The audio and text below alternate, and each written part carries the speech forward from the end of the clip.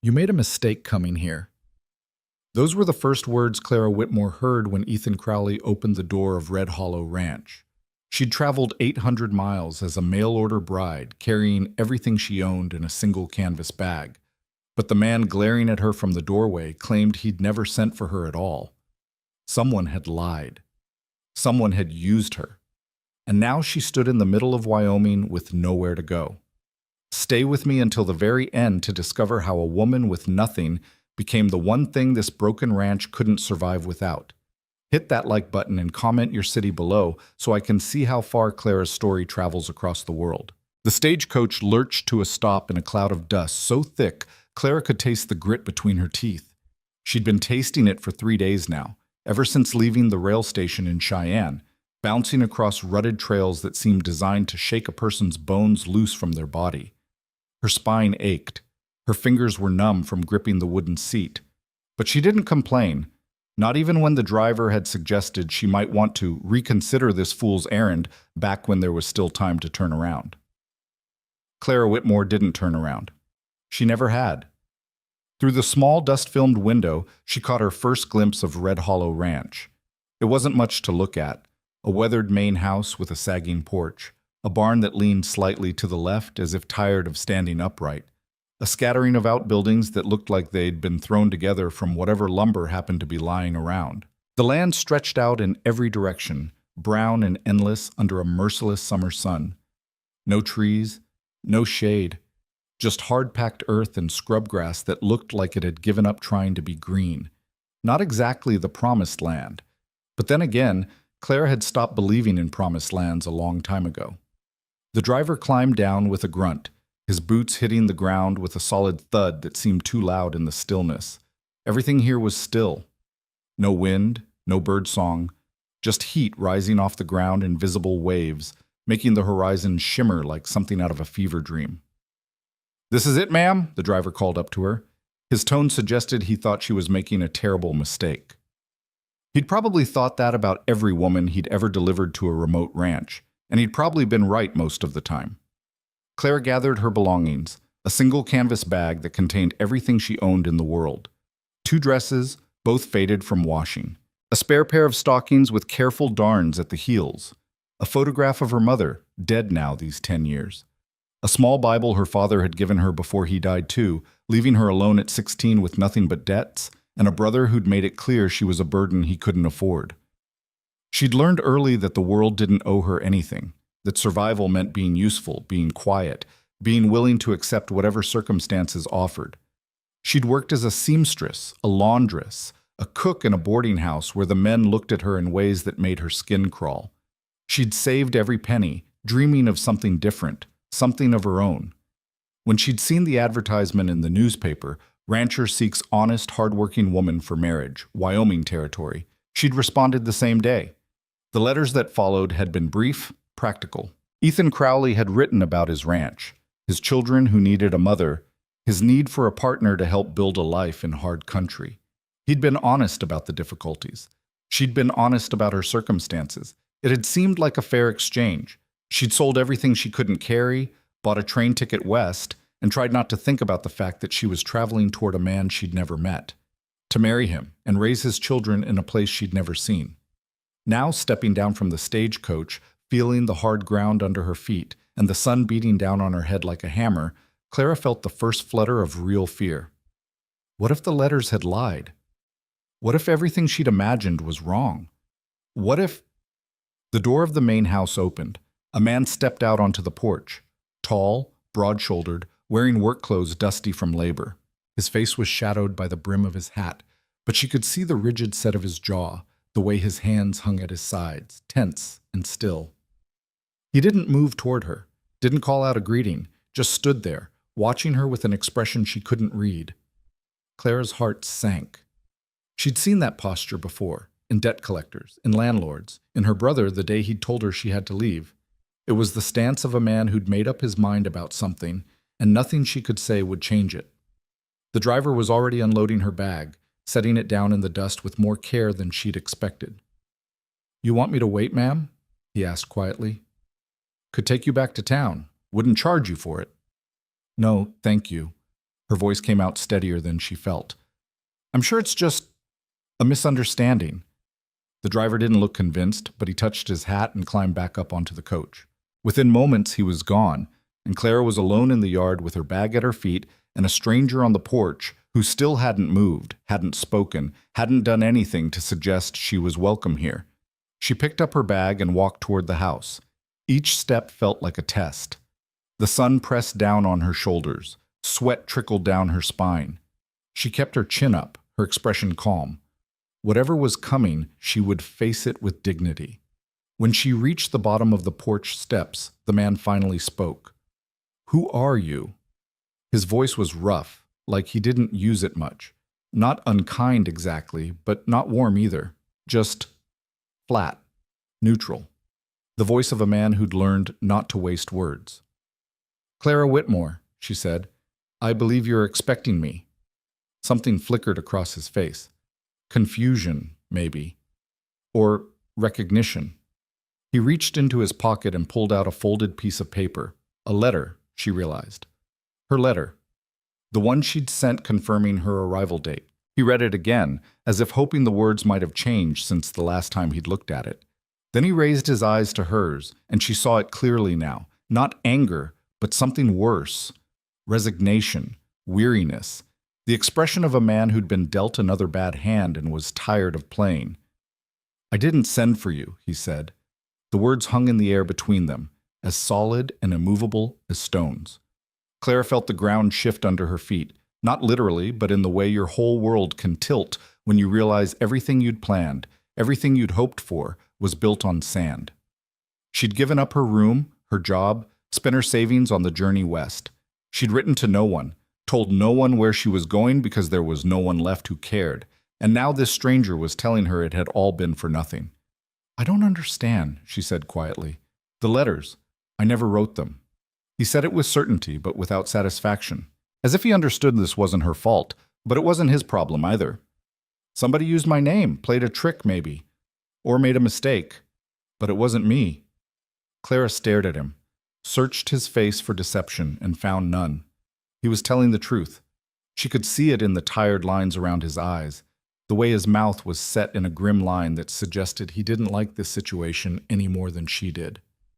"I see," she said. And she did see. She saw it all, crystal clear. Someone had written those letters using his name, maybe as a cruel joke, maybe with good intentions, maybe for reasons she'd never understand. But the result was the same. She'd been lured halfway across the country on false pretenses. She was stranded in the middle of Wyoming with no money, no prospects, and no way back. A lesser woman might have cried, might have argued or pleaded or collapsed in despair. Clara did none of those things. She'd survived worse than this. She'd survived her parents' deaths, her brother's rejection, years of scraping by on the edge of destitution. She would survive this too. "I'll leave at dawn," she said.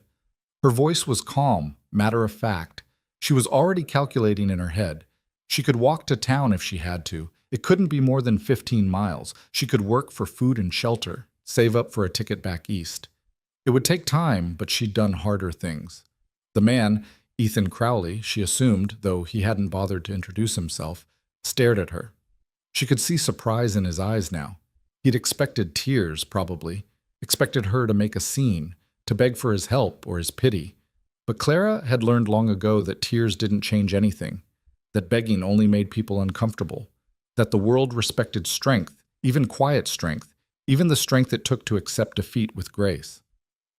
"Dawn," Ethan repeated, as if testing the word. "Yes. I'll need somewhere to sleep tonight, if that's possible. If not, I can— There's a shed." He jerked his chin toward a small structure beyond the barn. "Used to be storage. It's got a roof and a door that closes. You can stay there."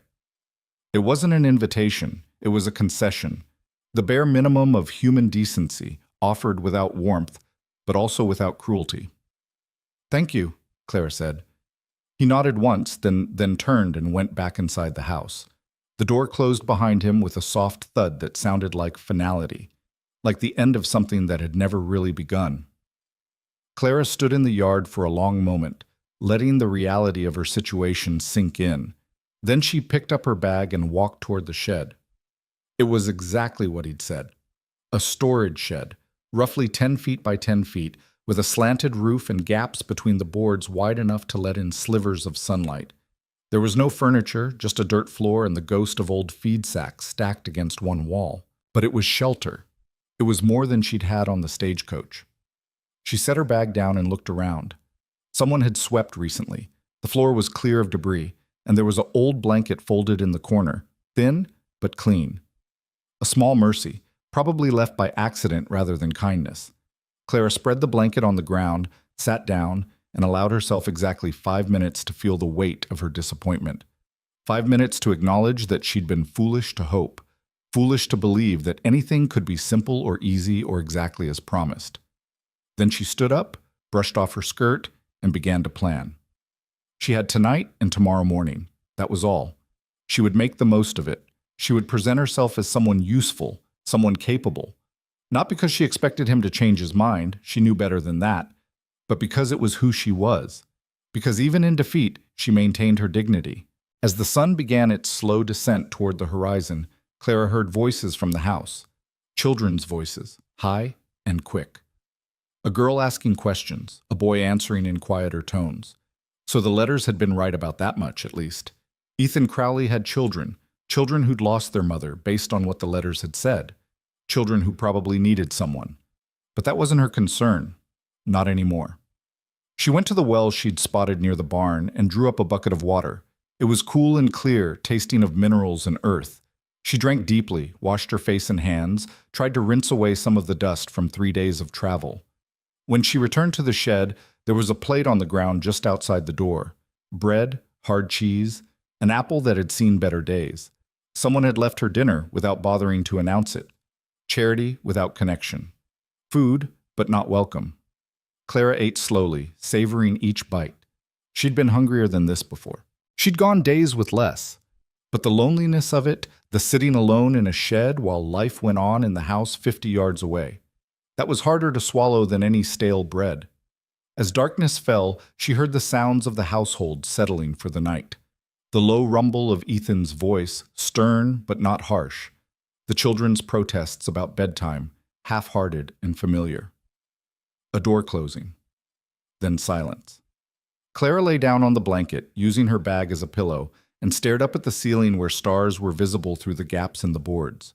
She thought about the letters she'd received over the past months, the words about partnership, about building something together. Had they all been lies? Or had someone genuinely thought they were doing good, playing matchmaker from afar? It didn't matter now. What mattered was surviving the night and finding a way forward. She'd done it before. She would do it again. But as sleep finally claimed her, Clara couldn't quite silence the small voice in her heart that whispered, this wasn't fair. That she'd done everything right, everything she was supposed to do, and it still hadn't been enough. The voice was right, of course. Life wasn't fair. She'd learned that lesson over and over again, but knowing it didn't make the ache any easier to bear. Morning came too soon, announced by a rooster that sounded far too enthusiastic about the breaking dawn. Clara woke stiff and sore from sleeping on hard ground, her back protesting as she sat up. Through the gaps in the shed walls, she could see the sky lightening from black to deep blue to pale gold. Dawn. Time to leave. She stood, folded the blanket carefully, and gathered her belongings. Everything she owned fit back into the canvas bag in less than 2 minutes. That was her life now, so small it could be packed away in moments, so portable it left no mark on any place she'd been. When she stepped outside, the ranch was already stirring. She could hear movement in the barn, the low of cattle, the stamp of horses. Smoke rose from the chimney of the main house, suggesting someone was up and making breakfast. Clara walked to the well, drew water, and washed as best she could. She changed into her other dress, not because it was cleaner, but because it was slightly less wrinkled. Appearances mattered. Even now, especially now, she needed to look like someone who had herself together. She was braiding her hair when a door slammed and footsteps approached. She looked up to see a boy coming toward her, maybe 9 or 10 years old, with his father's dark hair and a face still soft with childhood. He stopped a few feet away, studying her with open curiosity. "You're the lady from the stagecoach," he said. It wasn't a question. "I am," My name is Clara. I'm Jacob. He shifted his weight from foot to foot. Pa says you're leaving. That's right. How come? Did you change your mind? Clara considered her answer carefully. It's complicated, but yes, I'm leaving this morning.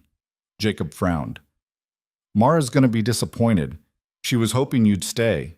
She likes your dress. That's kind of her. Clara finished her braid and tied it with a piece of ribbon. But I think it's better this way. Better for who? The question was so direct, so perfectly childlike in its demand for honesty, that Clara almost smiled. Better for everyone, I hope.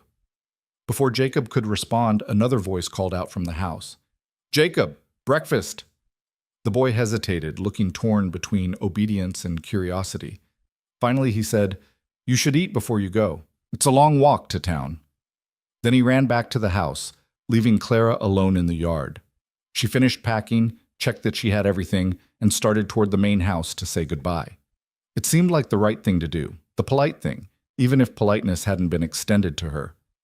But before she reached the porch, the door opened and Ethan Crowley stepped out.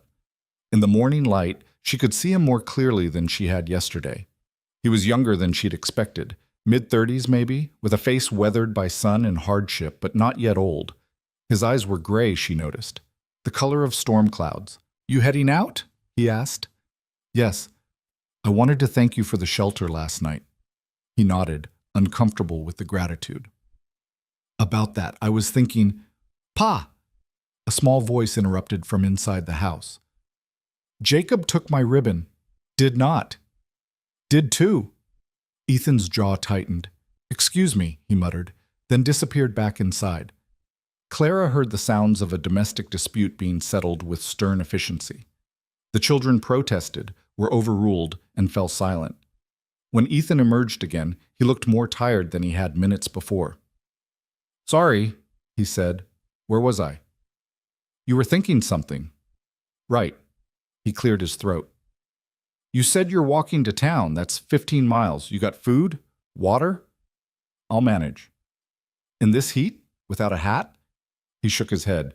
You'll be dead before noon. Clara straightened her spine. I appreciate your concern, but I'm not being kind. I'm being practical. His voice was flat, but there was something underneath it. Frustration, maybe. If you collapse halfway there, somebody's going to have to ride out and get you. Might as well save everyone the trouble. It was possibly the least gracious offer of help Clara had ever received. And yet standing there in the morning sun, already feeling the heat building despite the early hour, she recognized it for what it was. Truth. Pride was a luxury she couldn't afford. What do you suggest? She asked quietly. Ethan studied her for a long moment. She could see him thinking, weighing options, coming to some decision he didn't particularly like but couldn't avoid. You could work, he finally said. For your keep. Few days, maybe a week. Give you time to figure out your next step. Get some money together. Clara's heart jumped, then immediately steadied. This wasn't kindness. This wasn't an invitation to stay. This was a transaction. Labor for shelter. Fair, but not warm. What kind of work? She asked. Whatever needs doing, cooking, mending, cleaning. The kids need... He trailed off, seemed to reconsider. There's always work on a ranch. And in exchange? Food, shelter, $1 a day? He named the sum as if expecting her to argue. Clara did the math quickly. A week's work would give her $7, enough for a ticket back east, with a little left over. It was more than fair. More than she'd had when she'd arrived. And yet accepting felt like admitting defeat, like acknowledging that she'd been foolish to come here in the first place, foolish to hope for anything more than bare survival. But survival was something, wasn't it? Survival was what she'd always done best. All right, she said. 1 week. Ethan nodded, clearly relieved to have the matter settled. Shed's yours as long as you're here. Meals are at 6, noon, and 6. Don't be late. He turned to go back inside, then paused. One more thing. The kids, Jacob and Mara, they don't need to know about the letters. Far as they're concerned, you're just here to work. Understand? Clara understood perfectly. He didn't want his children getting attached to someone who was leaving. Didn't want them building hopes that would only be disappointed. She could respect that. She'd spent her whole life managing expectations, keeping her heart carefully guarded against the possibility of loss. "I understand," she said. And with that, her position at Red Hollow Ranch was established. Not as a bride, not as a mother, just as a hired hand, temporary and disposable, counting down the days until she could leave this place behind and try to rebuild something resembling a life. It wasn't what she'd hoped for, but it was something. And for now, something was enough. The first day of work began before the sun had fully risen. Clara was up and dressed, her hair neatly braided, her hands already busy when Ethan knocked on the shed door at 5:30. "Morning," he said gruffly. "Come on up to the house. I'll show you around." The interior of the main house was sparse but clean, or at least as clean as a house with 2 children and a working rancher could be. The kitchen was the heart of it, with a large wood-burning stove, a scarred table, shelves holding mismatched dishes and preserved goods. Everything was functional, nothing decorative. This was a place for living, not for show. "Stove's temperamental," Ethan said, demonstrating how to adjust the damper. "Runs hot in the morning, cools down by evening. You'll figure it out. There's eggs in the coop, milk in the cold cellar, bread's in the box there." He pointed to various locations as he spoke, his words clipped and efficient. "Kids eat at 6. I eat whenever there's time." Clara took it all in, mentally cataloging information. "What about preferences? Things the children don't like?" Ethan looked at her as if the question had never occurred to him. "They eat what's put in front of them." "Of course, but surely there are things they prefer." "They eat what's put in front of them," he repeated, firmer this time. Subject closed. Clara nodded and said nothing more. She understood the philosophy, even if she didn't agree with it. Food was fuel, not pleasure. Survival, not comfort. Other chores, there's laundry on Mondays and Thursdays, mending whenever it's needed, house needs sweeping daily, gardens out back needs watering morning and evening. He rattled off tasks like a military commander briefing troops. "You see something that needs doing, you do it. Don't wait to be asked." "Understood." He studied her for a moment, as if trying to decide whether she was really capable of what he was describing. Then he nodded once and headed for the door. "I'll be out with this cattle. If there's an emergency, ring the bell on the porch. Otherwise, don't interrupt." And he was gone, leaving Clara alone in the kitchen of a strange house, surrounded by the evidence of other people's lives. She could see Mara's hair ribbon tied around the handle of a coffee cup, Jacob's slate with half-finished arithmetic problems, a shirt of Ethan's hanging on a peg by the door waiting to be mended. The intimacy of it struck her suddenly. She was standing in the middle of this family's daily life, touching their things, breathing the same air, and yet she was completely separate from them. A ghost passing through, leaving no trace. She shook off the melancholy thought and got to work. By the time Jacob and Mara appeared at 6 o'clock, Clara had eggs scrambled, bread sliced, milk poured into cups, and the table set. The children stopped in the doorway, staring at her with wide eyes. "Good morning," Clara said pleasantly. "Please sit down." Mara, who couldn't have been more than 6, climbed into her chair immediately, still staring. Jacob was more cautious, moving slowly, watching Clara as if she might suddenly transform into something dangerous. "Where's Pa?" Jacob asked. "He's already eaten and gone out to work. It's just us this morning." The children exchanged glances, some silent communication passing between them. Then Mara said in a voice so quiet Clara almost didn't hear it, "Are you going to be our new mama?" Clara's heart clenched. She set down the pan she was holding and knelt beside Mara's chair, bringing herself to the child's eye level. "No, sweetheart. I'm just here to help for a little while. I'll be leaving in about a week." Mara's face fell. "Oh. But while I'm here, I'll do my very best to help your father and take good care of both of you, all right?" It wasn't what the child wanted to hear. Clara could see that clearly. But it was the truth.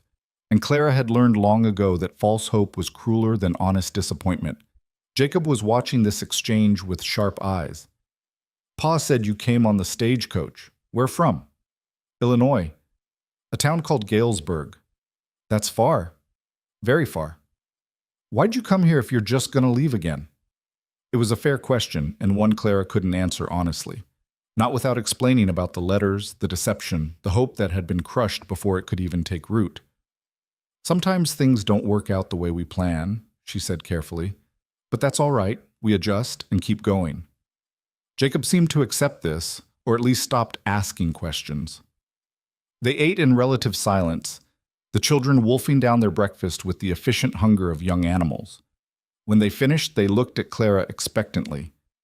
"What do we do now?" Mara asked. "What do you usually do?" "Pa makes us do lessons." Clara glanced at the slate on the counter. "All right then, lessons it is. Jacob, show me what you're working on." For the next 2 hours, Clara supervised the children's education. Arithmetic for Jacob, letters for Mara. She was surprised by how much she enjoyed it. The quiet focus of teaching, the small victories when Mara successfully wrote her name or Jacob solved a particularly difficult problem. They were good children, she realized. A bit wild around the edges, unused to feminine attention, but fundamentally good. Smart, curious, resilient.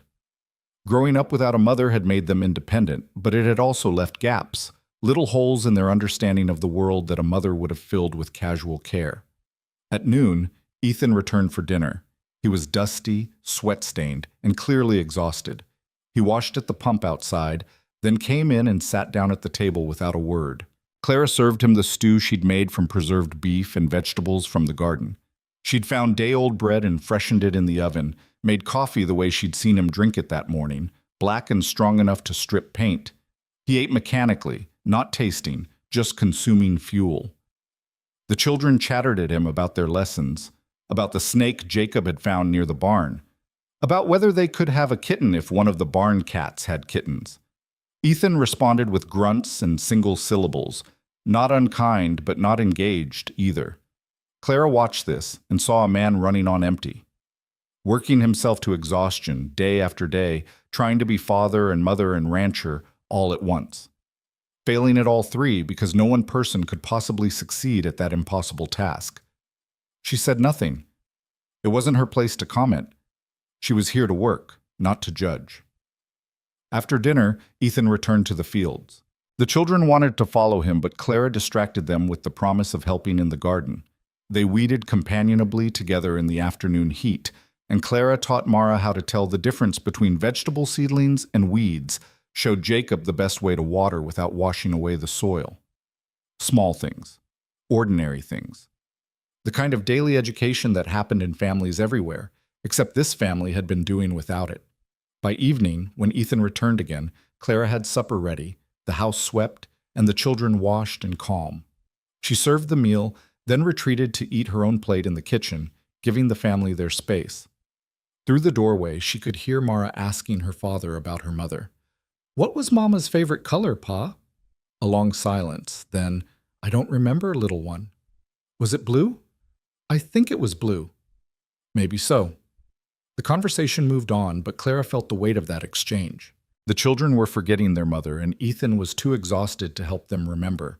The past was slipping away, leaving them all unmoored. When she finished eating, Clara washed the dishes, banked the fire in the stove, and prepared to return to the shed. But as she reached the door, Mara appeared beside her, holding something small in cloth. "I made this for you," the child said shyly, holding out a crudely sewn handkerchief. The stitches were uneven, the edges crooked, but the effort was unmistakable. Clara's throat tightened.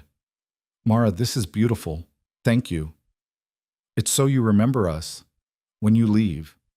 As if Clara could possibly forget. As if this place, these people, wouldn't haunt her for the rest of her life. She knelt down and pulled the little girl into a brief hug. "I won't forget. I promise." When she finally made it back to the shed, Clara lay awake for a long time, staring at the gaps in the ceiling. 1 day down. 6 more to go. She was already dreading the leaving. The days fell into a rhythm. Wake before dawn, start the coffee, begin breakfast. Feed the children, supervise lessons, prepare dinner. Afternoon chores, laundry, mending, gardening, whatever needed doing.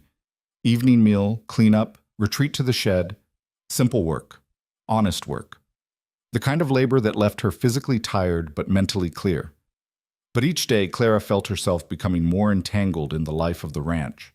She learned that Jacob was afraid of storms, that Mara had nightmares about being forgotten, that Ethan took his coffee with extra sugar when he thought no one was looking.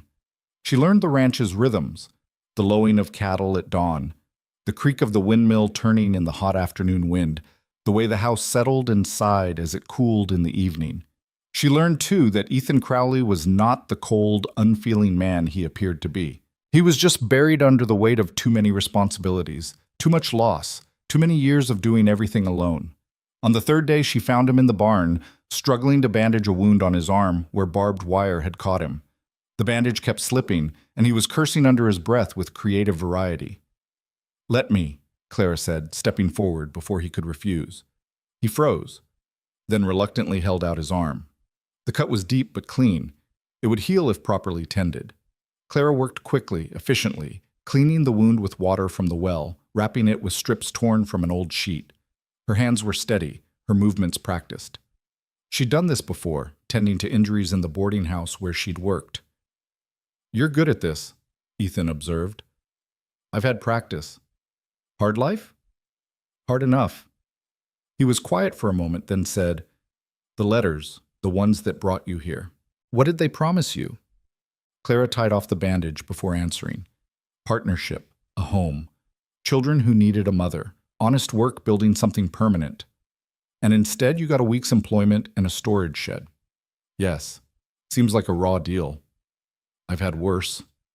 Ethan studied her face, and for the first time since she'd arrived, she saw something other than wariness in his eyes. Respect, maybe, or recognition.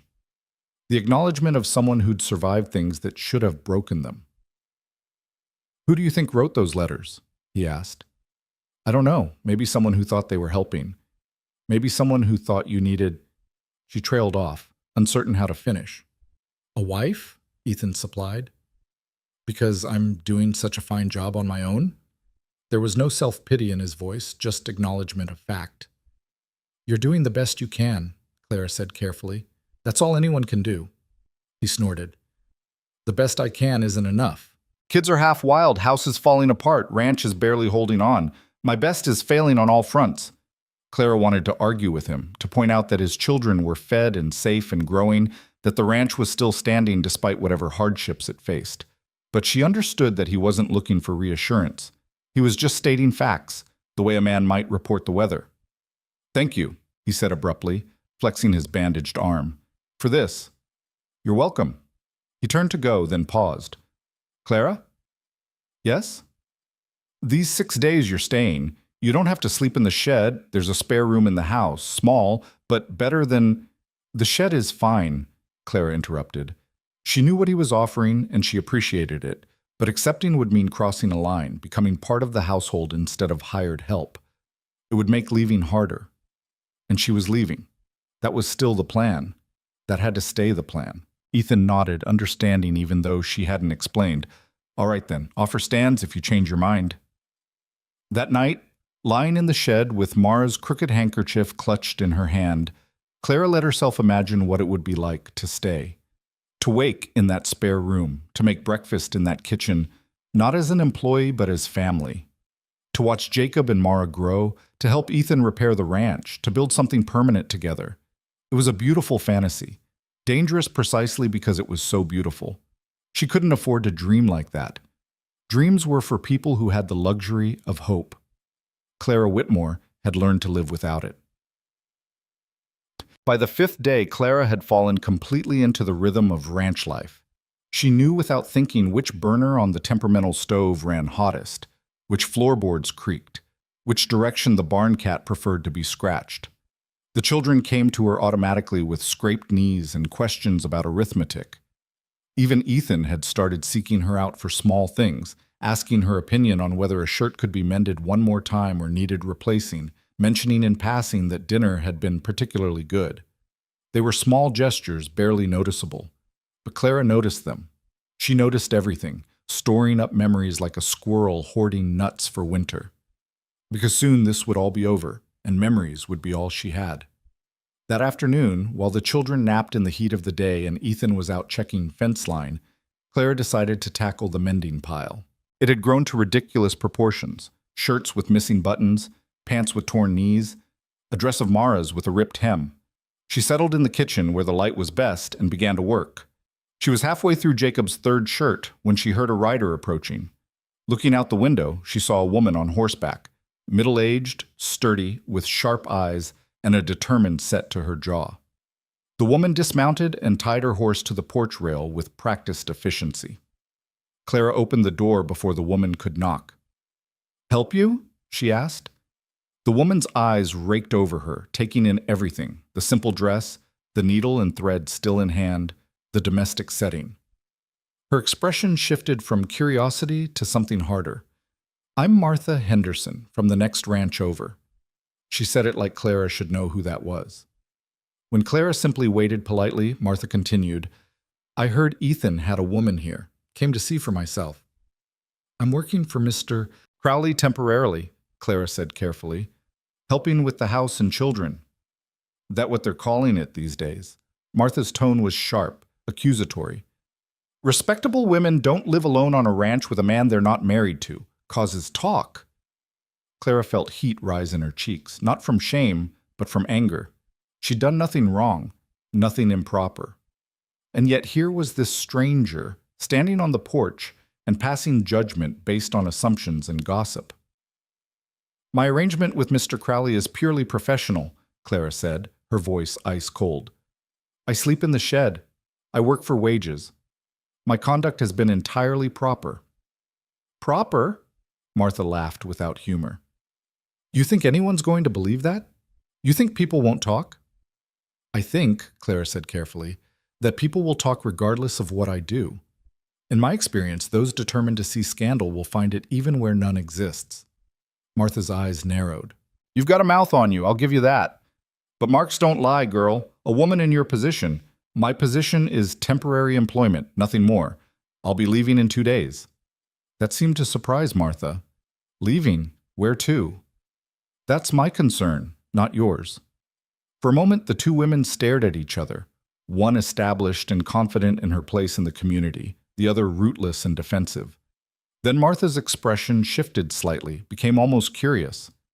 "What's your name?" she asked, less aggressively. "Clara Whitmore." "You related to the Whitmores back in Nebraska?" "No." Martha studied her a moment longer, then sighed. "Look, I didn't come here to run you off or cause trouble. I came because Ethan Crowley is a good man who's had a hard time of it. His kids need stability, and if you're just passing through—" "I am," Clara confirmed. "Then maybe you should go now, before those children get any more attached." Martha's voice was gentler now, almost kind. "I've seen the way Mara talks about you in town. Miss Clara this and Miss Clara that. She's already halfway to thinking you're staying." The words hit Clara like physical blows. She'd tried so hard to keep appropriate distance, to make her temporary status clear. But children were children. They saw what they wanted to see, hoped what they wanted to hope. "I've been honest with them," Clara said quietly. "Honesty doesn't matter much to a 6-year-old who's desperate for a mother." Martha wasn't wrong. Clara knew she wasn't wrong. But what was the alternative? Leave immediately, abandon the family without warning? That seemed crueler somehow. Before Clara could respond, boots sounded on the porch steps and Ethan appeared, dusty and surprised to find a visitor. "Martha," he said with a nod. "Something I can help you with?" "Just being neighborly," Martha said, her tone shifting to something lighter, less confrontational. "Wanted to meet your new helper. Make sure you weren't being taken advantage of." Ethan's eyes flicked to Clara, reading her expression. She kept her face carefully neutral, but he must have seen something because his jaw tightened. "Clara's been a great help," he said firmly. "Don't know what I'd have done without her this week." "This week?" Martha raised her eyebrows. "She said she's leaving soon. Day after tomorrow. We had an agreement." "I see." Martha looked between them, seemed to make some calculation, then nodded. "Well, I'll leave you to it. Clara, it was interesting to meet you. Ethan, you take care." She mounted her horse and rode off, leaving a wake of unspoken questions and implications. Clara and Ethan stood on the porch, watching her go. Finally, Ethan said, "What did she really want?" to make sure I wasn't ruining your reputation. That's rich, coming from Martha Henderson. He shook his head. Woman's got opinions on everything, and she's not shy about sharing them. She cares about you and the children. I can't fault her for that. Ethan looked at Clara then, really looked at her. She said something that bothered you. It wasn't a question. Clara hesitated, then decided honesty was best. She said Mara's getting attached, that maybe I should leave sooner rather than later, to spare her feelings. Mara's 6, she gets attached to butterflies and rocks. She'll be fine. But Clara heard the doubt underneath his gruff dismissal. He'd been thinking the same thing, worrying about it. I can go tomorrow instead of Sunday, Clara offered. If you think it's better. Ethan's face went hard. We had an agreement. 1 week. You've earned your pay, and then some. I'm not going to shortchange you because Martha Henderson's got ideas. I'm not concerned about the money. I am. His voice was sharp now. I pay my debts. You work through Sunday, then you go with the full week's wages. That's how this works. It was pride speaking, Clara understood. The same pride that kept him standing upright under the crushing weight of responsibility. The same pride that wouldn't let him accept charity or pity or anything that smacked of weakness. She knew that pride. She'd worn it like armor her whole life. All right, she said softly. Through Sunday. He nodded once and went inside, leaving Clara on the porch with the afternoon sun beating down and Martha Henderson's words echoing in her mind. Before those children get any more attached. But what if it wasn't just the children? What if Clara herself was becoming attached to this hard place, these complicated people, this life she'd never meant to lead? What if leaving was going to hurt her more than anyone else? Saturday arrived too quickly. Clara's last full day at Red Hollow Ranch. Tomorrow she would leave, walk to town, buy a ticket back to whatever waited for her in Illinois, which was nothing. Nobody. The same empty rooms and the same struggle to survive. But she'd survived before. She would survive again. That's what she told herself as she went through her final day of chores with mechanical precision. Cook breakfast, supervise lessons, prepare dinner, wash dishes, sweep floors, tend the garden, all the small tasks that made a house a home. Perform now with the knowledge that she was doing them for the last time. The children sensed something was wrong. Jacob was quieter than usual, watching her with troubled eyes. Mara clung to her skirts, following her from room to room like a small shadow. Tomorrow's Sunday, Mara said at one point, her voice trembling. You said you'd stay through Sunday. I will be here tomorrow, Clara promised, but then I have to go. Where? Back east, to Illinois. Can we come visit you there? Clara's heart broke a little. That's very far away, sweetheart. Too far for visiting. Then don't go. Mara's eyes filled with tears. Please don't go. We need you. Pa needs you. I heard him tell Uncle James that you're the best thing that's happened to this ranch in years. Clara knelt down, taking the child's small hands in hers. Your father can find someone else. Someone permanent. Someone who...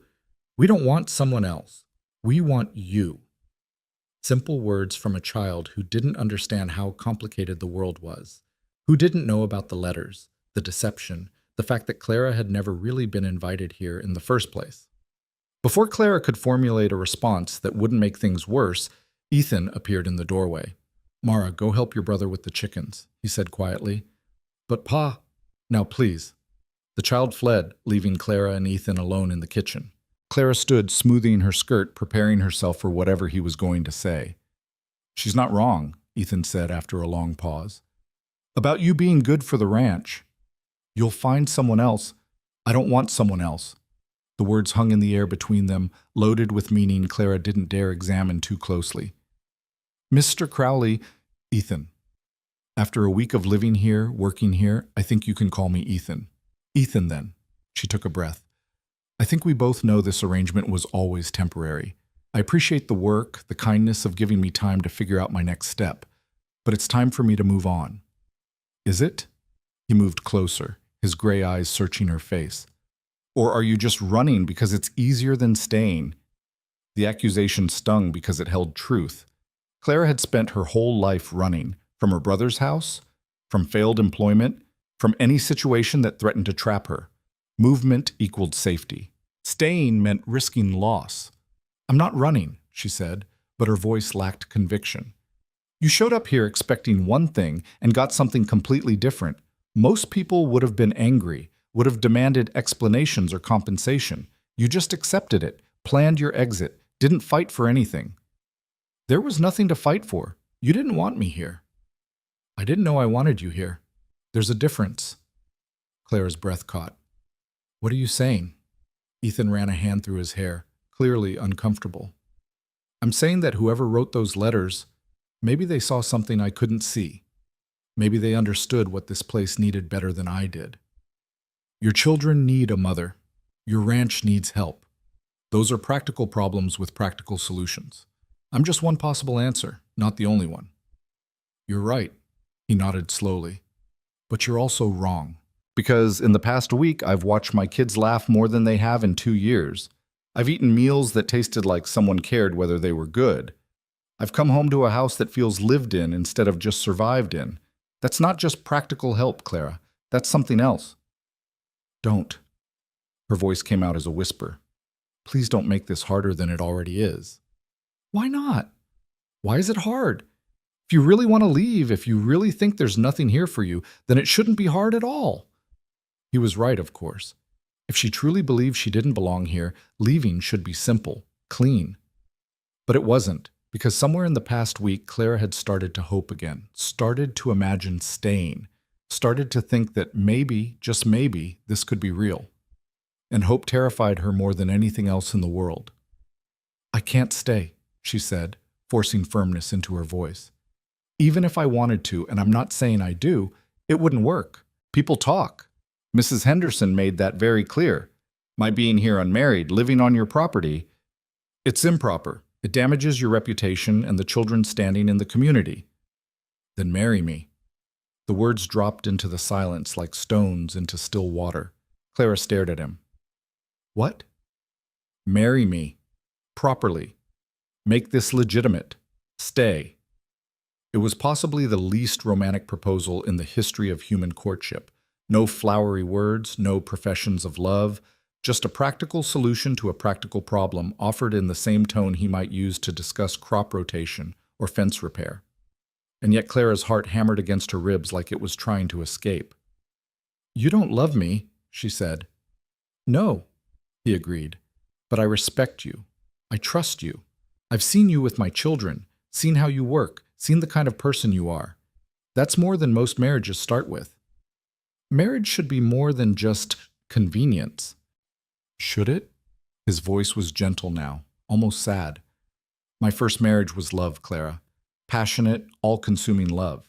And it was good. Sarah was good. But then she died, and love didn't save her, didn't save me, didn't prepare our children for a world without their mother. Love is a luxury. Partnership is survival. Clara understood what he was offering. Not romance, not passion, but something potentially more valuable. Stability. A place. A purpose. A home. Everything she'd spent her life searching for. And yet, I need to think, she said. It's a lot. Ethan nodded. You've got until dawn. After that, you're either staying as my wife or leaving on the morning stage. Your choice. Either way, I'll respect it. He walked out, leaving Clara alone in the kitchen with her thoughts spinning and her heart torn between fear and longing. This was her chance, the thing she'd traveled all this way for, offered now without pretense or deception, a real proposal, a real choice. But was it the right choice? And how could she possibly know? Well, Clara didn't sleep that night. She sat in the shed, watching the stars through the gaps in the ceiling, turning the problem over and over in her mind like a Rubik's Cube with no solution. Stay. Gain a home, a family, a purpose.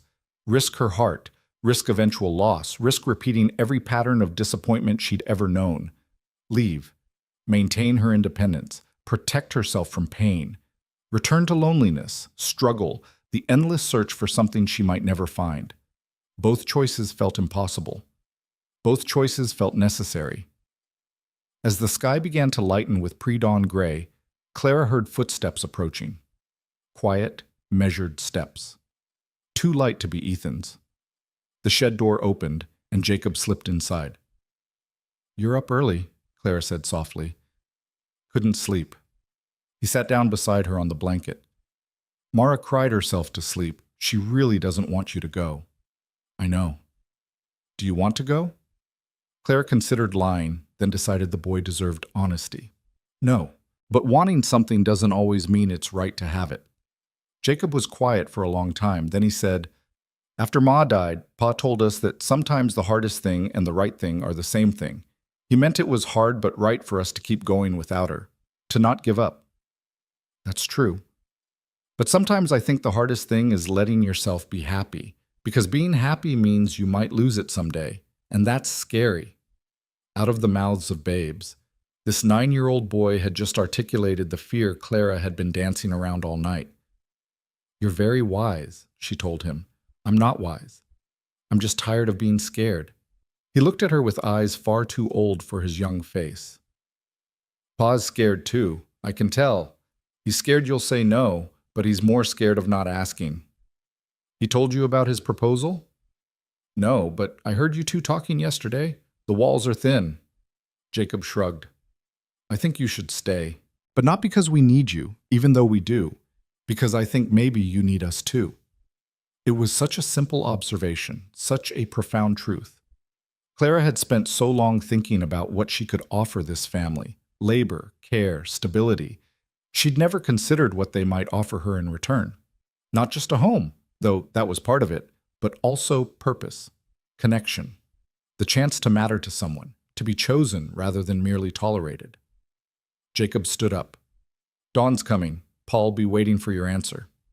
After he left, Clara sat alone in the growing light and made her decision. Not because it was easy, not because she wasn't terrified, but because sometimes, as Jacob had said, the hardest thing and the right thing were the same thing. And it was time Clara stopped running toward safety and started walking toward the possibility of happiness, even if it scared her to death. She found Ethan in the barn, checking on the horses. He looked like he hadn't slept either. His eyes were shadowed, his movements stiff with tension.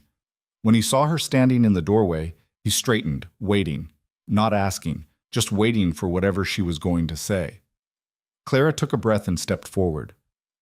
"I'll stay," she said, "if the offer's still open." Something in Ethan's face changed, not exactly relief, but a loosening of tension, as if he'd been holding himself rigid against expected disappointment and could finally exhale. "It's still open."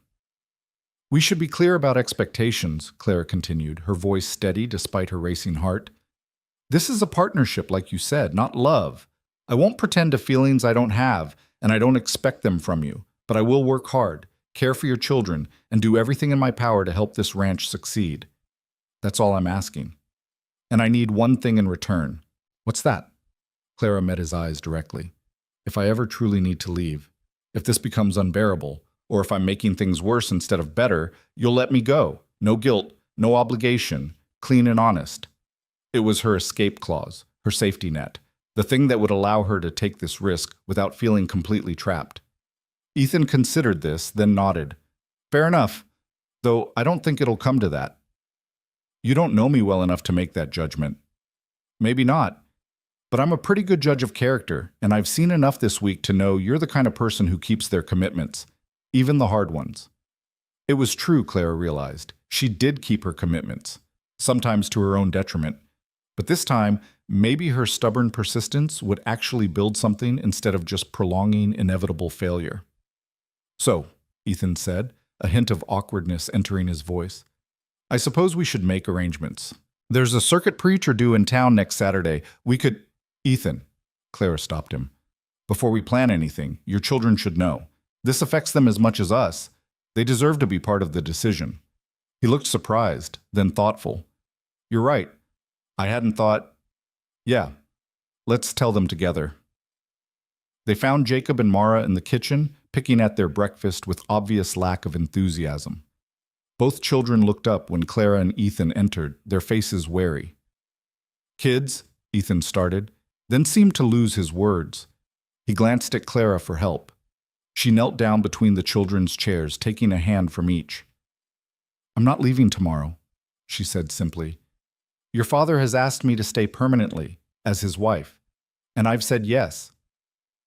For a moment there was absolute silence. Then Mara's face crumpled, not in sadness, but in overwhelming joy, and she launched herself at Clara, nearly knocking her over with the force of her hug. "You're staying? Really, truly staying? Forever and ever?" "Really, truly," Clara confirmed, wrapping her arms around the small body. Jacob's response was more measured, but no less emotional. He looked at his father, then at Clara, then back again. "You promise? You're not just saying that and then you'll leave anyway?" "I promise," Clara said firmly. "I'm staying. This is my home now, and you're my family. If you'll have me—" "We'll have you," Jacob said. Then, in a move that surprised everyone, including himself, he joined the hug, wrapping his arms around both Clara and Mara. Over the children's heads, Clara's eyes met Ethan's. He was watching this scene with an expression she couldn't quite read. Gratitude, maybe, or relief. Or possibly just the exhausted satisfaction of a man who'd been carrying an impossible burden and had finally found someone to help him shoulder it. It wasn't love, what passed between them in that moment, but it was understanding, respect, the beginning of partnership. Maybe that was enough. Maybe it could even grow into something more. Or maybe it would always be just this: two lonely people working together to build something stable and good for the children who depended on them. Either way, Clara had made her choice. She was staying, and for the first time in her life, staying felt like exactly the right thing to do. The days that followed the announcement moved with a strange mixture of urgency and timelessness. There were practical matters to attend to, arrangements to make, decisions to finalize, a wedding to plan, however modest it might be. And yet, underneath all the activity, Clara felt as though she were walking through a dream, half convinced she would wake up back in the shed with her canvas bag packed and the morning stage waiting to carry her away from everything she'd just agreed to. But she didn't wake up. The dream was real, and it required her full participation. The morning after she'd accepted Ethan's proposal, Clara stood in the kitchen making breakfast, as she had every day that week. But this time, the weight of it felt different. This wasn't temporary work anymore. This was her kitchen now, or would be soon enough. These routines she'd learned were becoming permanent patterns, the foundation of a life she was choosing to build. Ethan came in from the morning chores, stopping in the doorway as if uncertain whether the rules had changed overnight. Clara glanced up from the eggs she was scrambling and found him watching her with an expression she couldn't quite interpret. "Coffee's ready," she said, nodding toward the pot on the stove. "Thanks." He poured himself a cup but didn't sit down, just stood there, holding it, clearly working up to saying something. Clara waited, giving him space to find his words. "About the sleeping arrangements," he finally said, his voice gruff with discomfort. "Until we're married proper, you should move into the spare room. It's not right, you being out in that shed when there's space in the house." "People will talk either way," Clara pointed out. "At least in the shed there's clear separation. People are going to talk no matter what we do. Martha Henderson made sure of that." His jaw tightened. "But I won't have my future wife sleeping in a storage building like hired help. You move into the spare room today. That's final." There was no anger in his tone, just firm decisiveness. This was clearly something he'd been thinking about, had made up his mind on. Clara recognized the futility of arguing. "All right," she agreed. "Thank you." Ethan nodded and sat down at the table, apparently relieved to have that conversation finished. The children tumbled in moments later, still jubilant from yesterday's news, talking over each other in their excitement. "Can we tell people you're going to be our new mama?" Mara asked, bouncing in her seat. "Can we help plan the wedding?" Jacob added. "Tommy Carson's sister got married last year, and he said there was cake." "There will definitely be cake," Clara promised, smiling despite her nerves. "But let's take things one step at a time. First, we need to go into town and speak with the preacher, make proper arrangements. Can we come?" Mara's eyes were wide with hope. Clara looked to Ethan, who considered for a moment before nodding. "Might as well. Whole town's going to know soon enough anyway." After breakfast, Clara gathered her few belongings from the shed and carried them to the spare room Ethan had mentioned. It was small, as he'd said, barely large enough for the narrow bed, a washstand, and a trunk for storage. But it had a real window with glass panes, a door that closed properly, and walls that didn't let in the wind and dust. Compared to the shed, It felt almost luxurious. More than that, it felt like acknowledgement. She wasn't just hired help anymore. She was becoming part of this family, claimed to space inside their walls, inside their lives. Clara set her canvas bag on the bed and unpacked slowly, placing her 2 dresses in the trunk, her mother's photograph on the washstand, her father's Bible on the small shelf above the bed. It took less than 5 minutes to transform the anonymous space into something personal, and the speed of it made her chest ache. This was still everything she owned in the world, so little to show for 26 years of living. But maybe that was about to change. Maybe here, in this small room, in this rough house, on this struggling ranch, she could finally start accumulating something beyond mere survival. Memories, connections, a history that mattered. It's not much. Ethan's voice came from the doorway, making her jump slightly. She hadn't heard him approach. It's more than enough, Clara said honestly. He stepped into the room, looking around with the assessing eye of someone seeing a familiar space through fresh perspective. When Sarah was alive, this was going to be a nursery. We were planning, well, that doesn't matter now. Point is, it's been empty a long time. If you want to fix it up somehow, make it more comfortable, I've got no objection. The offer touched her more than it probably should have. I'll keep that in mind. But truly, I'm fine with it as it is. Ethan nodded, then seemed to force himself to say something he'd been holding back. Look, I know this whole situation is strange, backwards, maybe. Most people court first, get to know each other, then decide about marriage. We're doing it all wrong. Or we're just doing it differently, Clara suggested. There's no rule book that says there's only one right way. Still, I want you to know that I'll do right by you, provide for you, protect you, treat you with respect. You'll have authority in this house as my wife, over the children, the household, all of it. I won't undermine you or make you feel like you're less than equal in this partnership. It was a formal little speech, clearly prepared in advance, and Clara recognized it for what it was. Ethan's version of reassurance.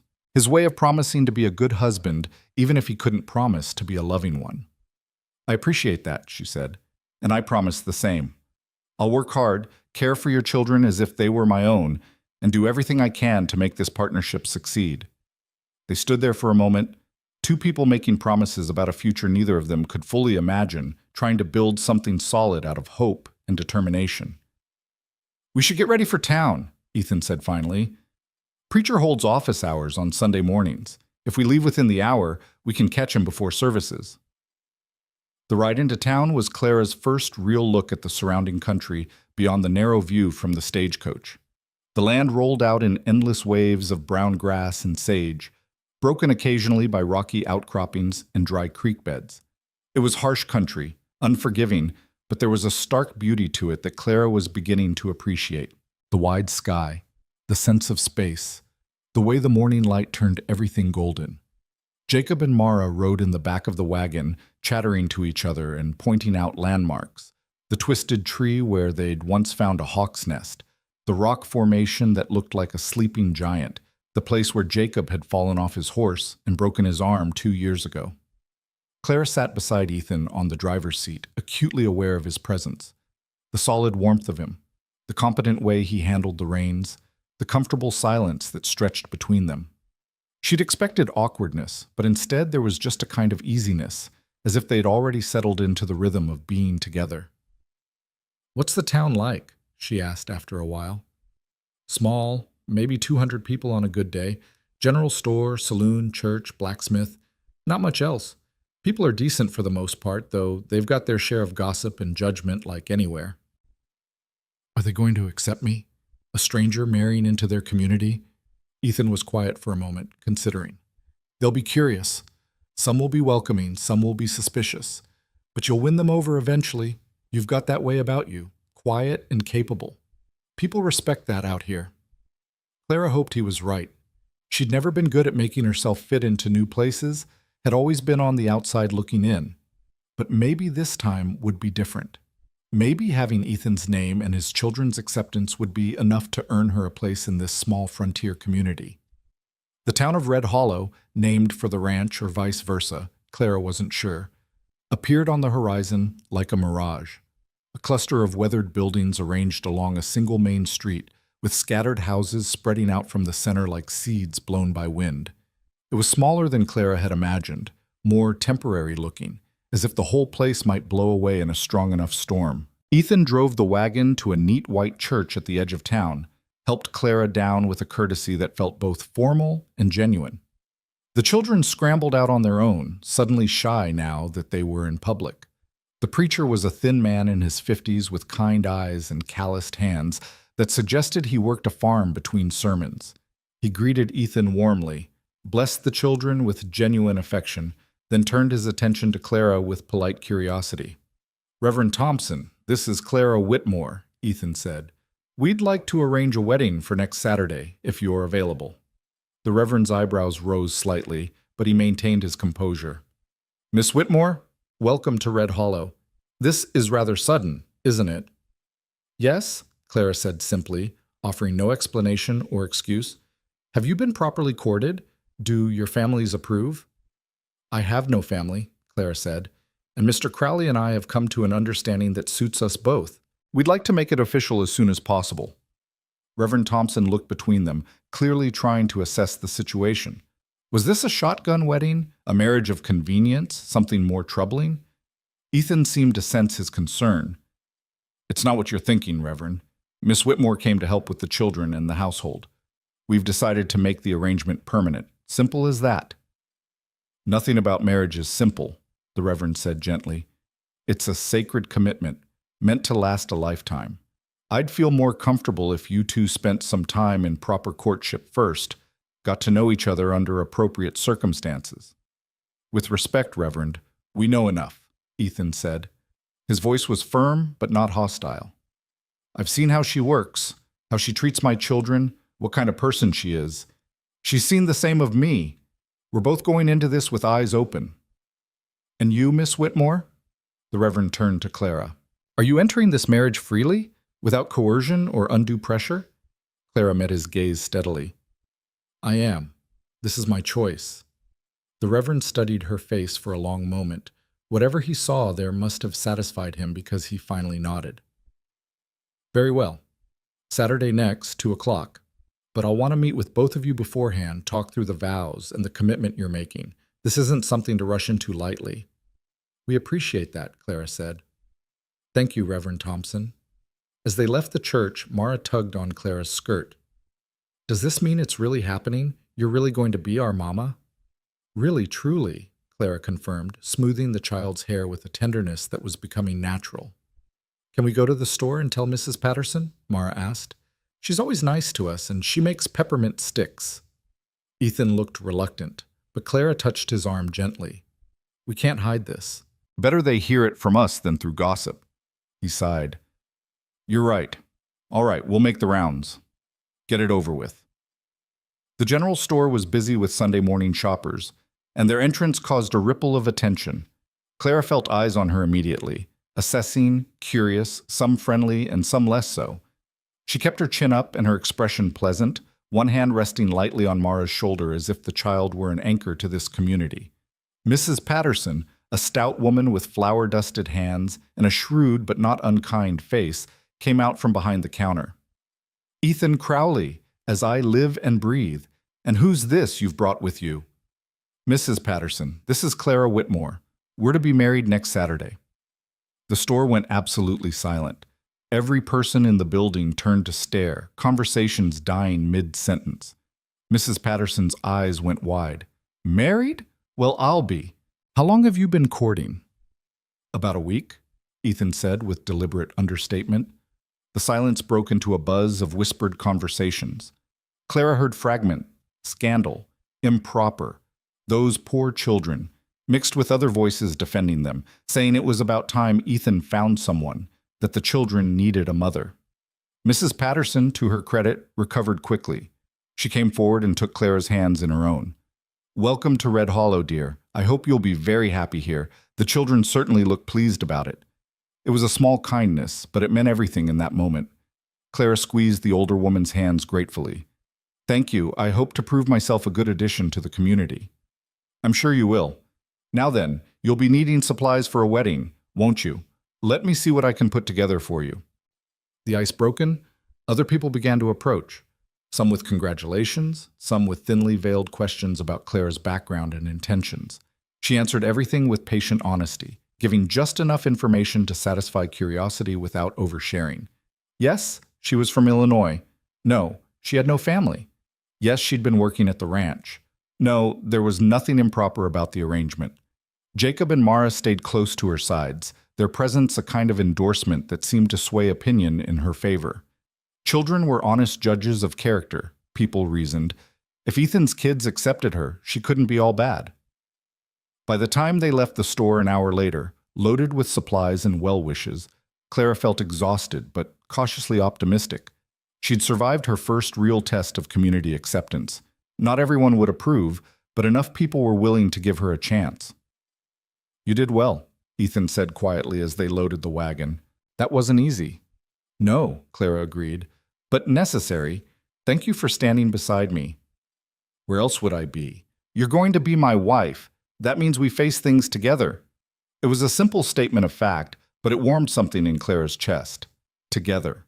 She hadn't had together in so long she'd forgotten what it felt like. The ride back to the ranch was quieter, the children worn out from excitement and now dozing in the back of the wagon. Clara watched the landscape roll past and tried to imagine herself here in a year, 5 years, 20. Would she grow to love this harsh land? Would it ever truly feel like home? "What are you thinking about?" Ethan asked. "The future. Trying to see it clearly." "Can't ever see the future clearly. Best you can do is make good decisions in the present and hope they lead somewhere worth going." "Is that what you're doing? Making a good decision?" He considered this seriously. "I think so. You're capable, honest, good with the children. That's more than most men could hope for in a wife. The rest, affection, companionship, whatever else marriage might become, that'll come or it won't. But the foundation is solid. That's what matters."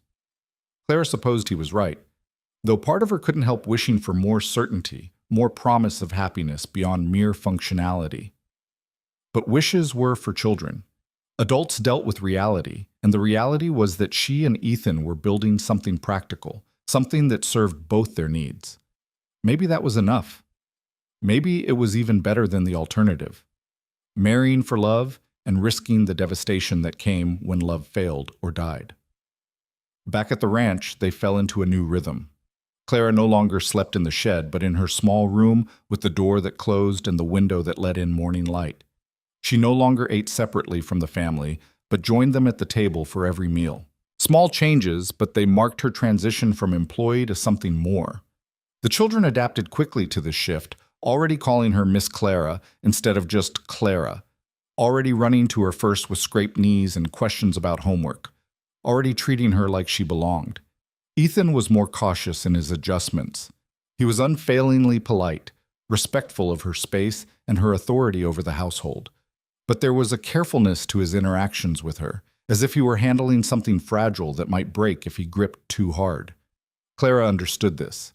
They were both protecting themselves, both wary of crossing invisible lines before they'd figured out where those lines should be drawn. On Wednesday evening, Clara was mending one of Jacob's shirts when Ethan came in from the fields earlier than usual. He washed at the pump, then surprised her by sitting down at the kitchen table instead of immediately heading back outside. "Got a question for you," he said. Clara set down her needle. "All right." "The wedding. Is there anything you want? Specific dress, flowers, particular food? I know it's not going to be fancy, but if there's something that would make it feel more special to you." The question caught her off guard. She'd been so focused on the practicalities, the arrangements, the announcements, the logistics, that she hadn't thought about what she might actually want from her wedding day. "I don't need anything elaborate," she said slowly, "but would it be possible to have wildflowers?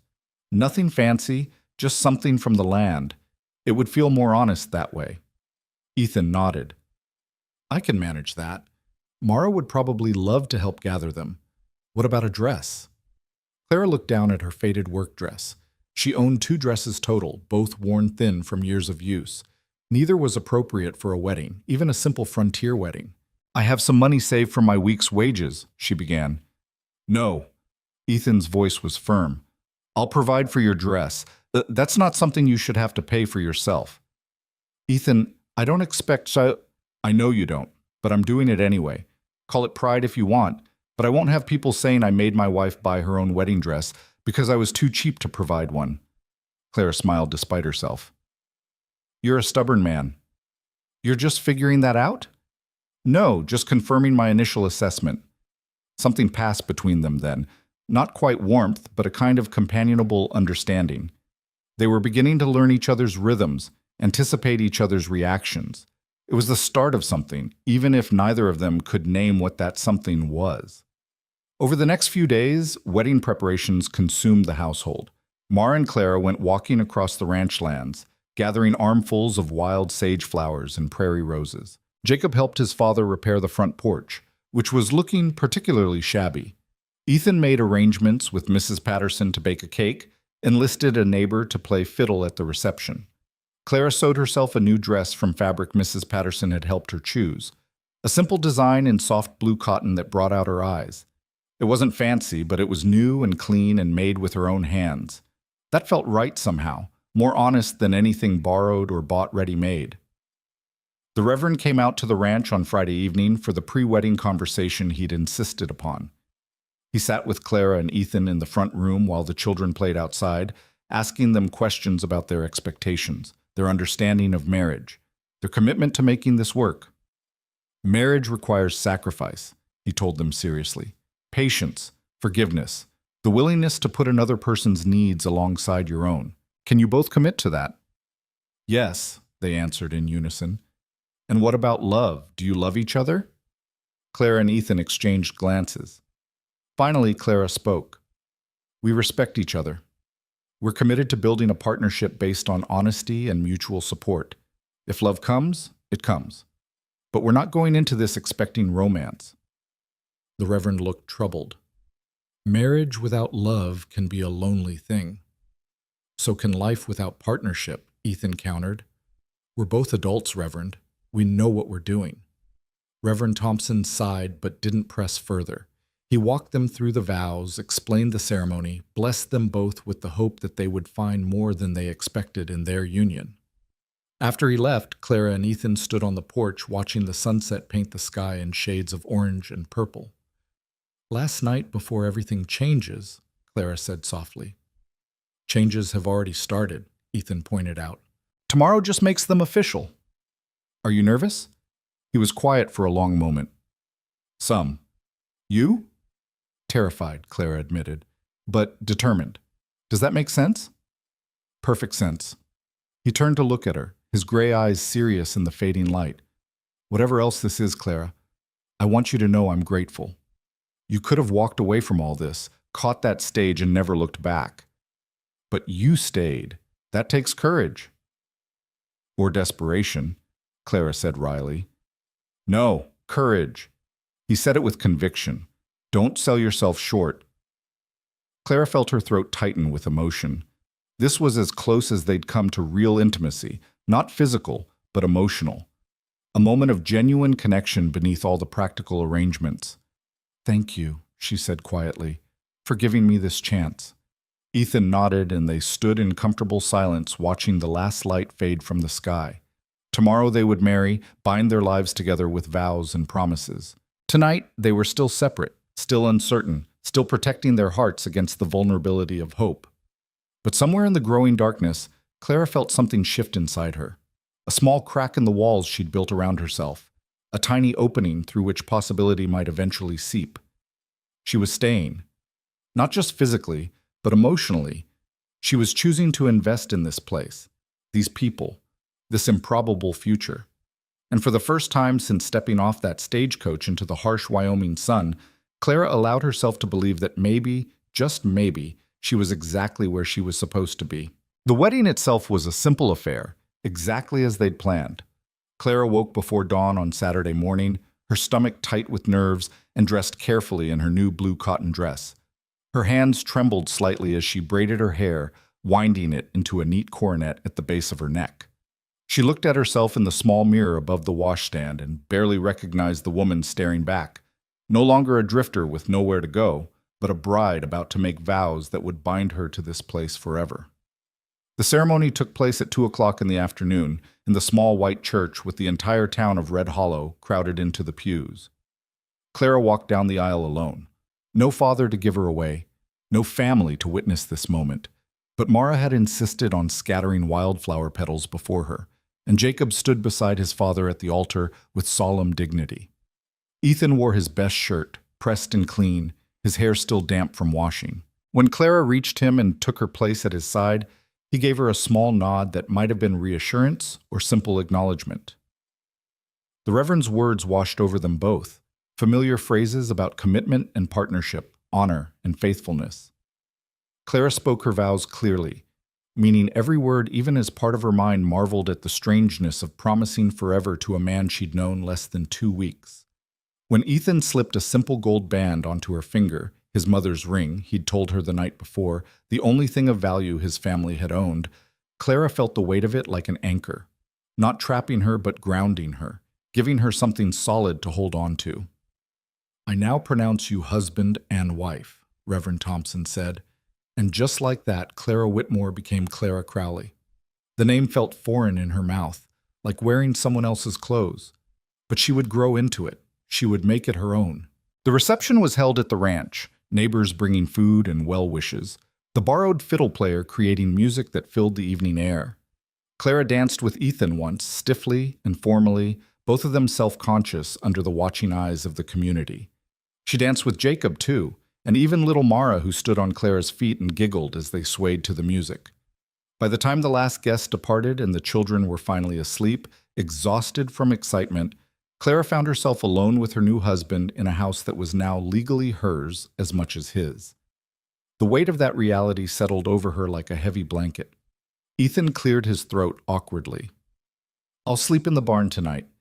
Give you time to settle in, get used to things."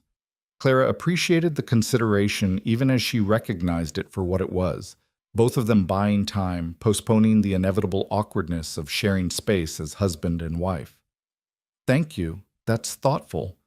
He nodded and grabbed a blanket from the back of the sofa. At the door, he paused. "You did well today. Handled everything with real grace." "So did you." A ghost of a smile crossed his face. "Guess we make a decent team." "I suppose we do." After he left, Clara stood alone in the quiet house and let out a long breath. She was married. Actually married. The impossibility of it washed over her in waves. 2 weeks ago, she'd had nothing, belonged nowhere. Now she had a husband, 2 children who called her mother, a community that had accepted her, however grudgingly. She had a home. The next few weeks passed in a blur of settling into her new role. As Ethan's wife, rather than hired help, Clara found herself with authority over more than just the household. Neighbors sought her opinion on community matters, invited her to join the women's sewing circle, asked her advice on everything from preserving vegetables to treating childhood ailments.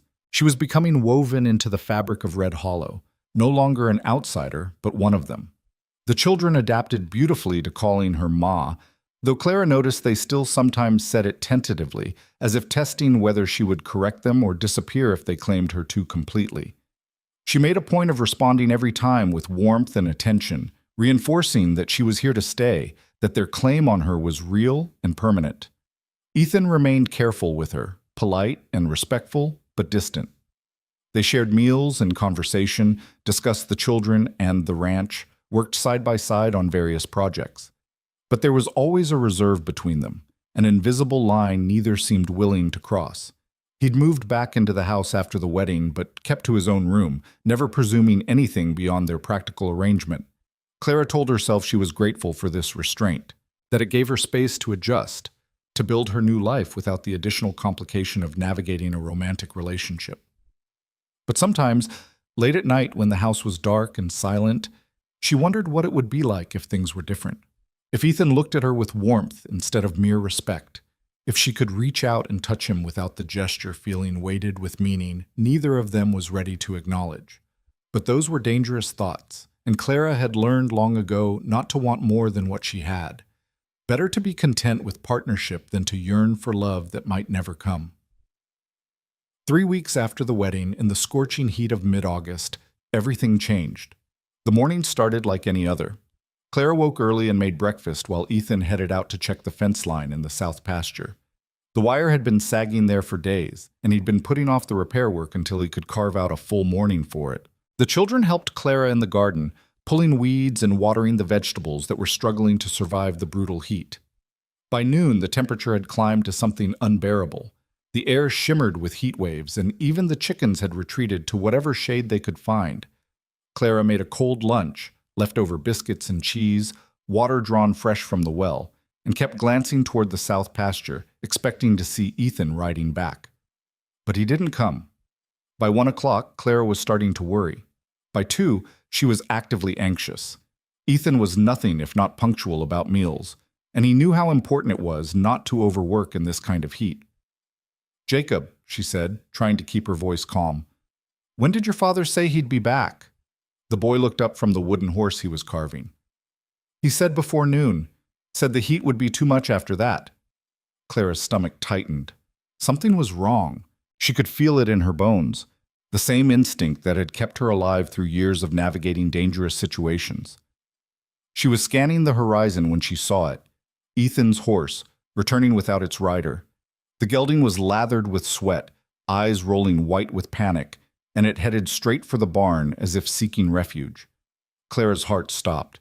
She ran toward the barn, her skirts hampering her movement, and caught the horse's trailing reins just as it reached the water trough. "Easy, easy," she murmured, running her hands over the animal to check for injuries. There was blood on the saddle, not much, but enough to make her breath catch, and the gelding's knees were scraped raw, suggesting it had fallen or stumbled badly. "Jacob!" Clara called, her voice sharp with command. "Come here, now!" The boy appeared at a run, Mara trailing behind him. When Jacob saw the riderless horse, his face went pale. "Where's Pa?" His voice shook. "I don't know, but we're going to find him." Clara's mind was already racing through possibilities, calculating what she needed to do. "Jacob, I need you to be very brave right now. Can you do that?" The boy nodded, straightening his shoulders. "Good. Take Mara inside. Get her away from the window so she can't see what's happening. Keep her calm. If I'm not back in 2 hours, I want you to ride to the Henderson Ranch and get help. Can you remember all that?" "Yes, ma'am." Jacob's voice was steady despite the fear in his eyes. Clara squeezed his shoulder once, then turned her attention to gathering what she'd need. Rope from the barn, water from the well, strips of clean cloth for bandaging. Her hands moved with swift efficiency, muscle memory from years of making do in crisis situations taking over. She grabbed the horse's reins and swung herself up into the saddle. Not an easy feat in a dress, but Clara had learned early that propriety mattered less than survival. She followed the horse's tracks backward, reading the story they told in the dusty ground. The gelding had been moving at a controlled walk until about half a mile from the ranch. Then something had spooked it into a gallop. The tracks became erratic, churning up the earth in a panic. And there, Clara's heart sank, the unmistakable marks of a fall. The horse had gone down hard, judging by the deep gouges in the dirt. But where was Ethan? Clara urged the horse forward, following the line of broken fence wire that Ethan had been planning to repair.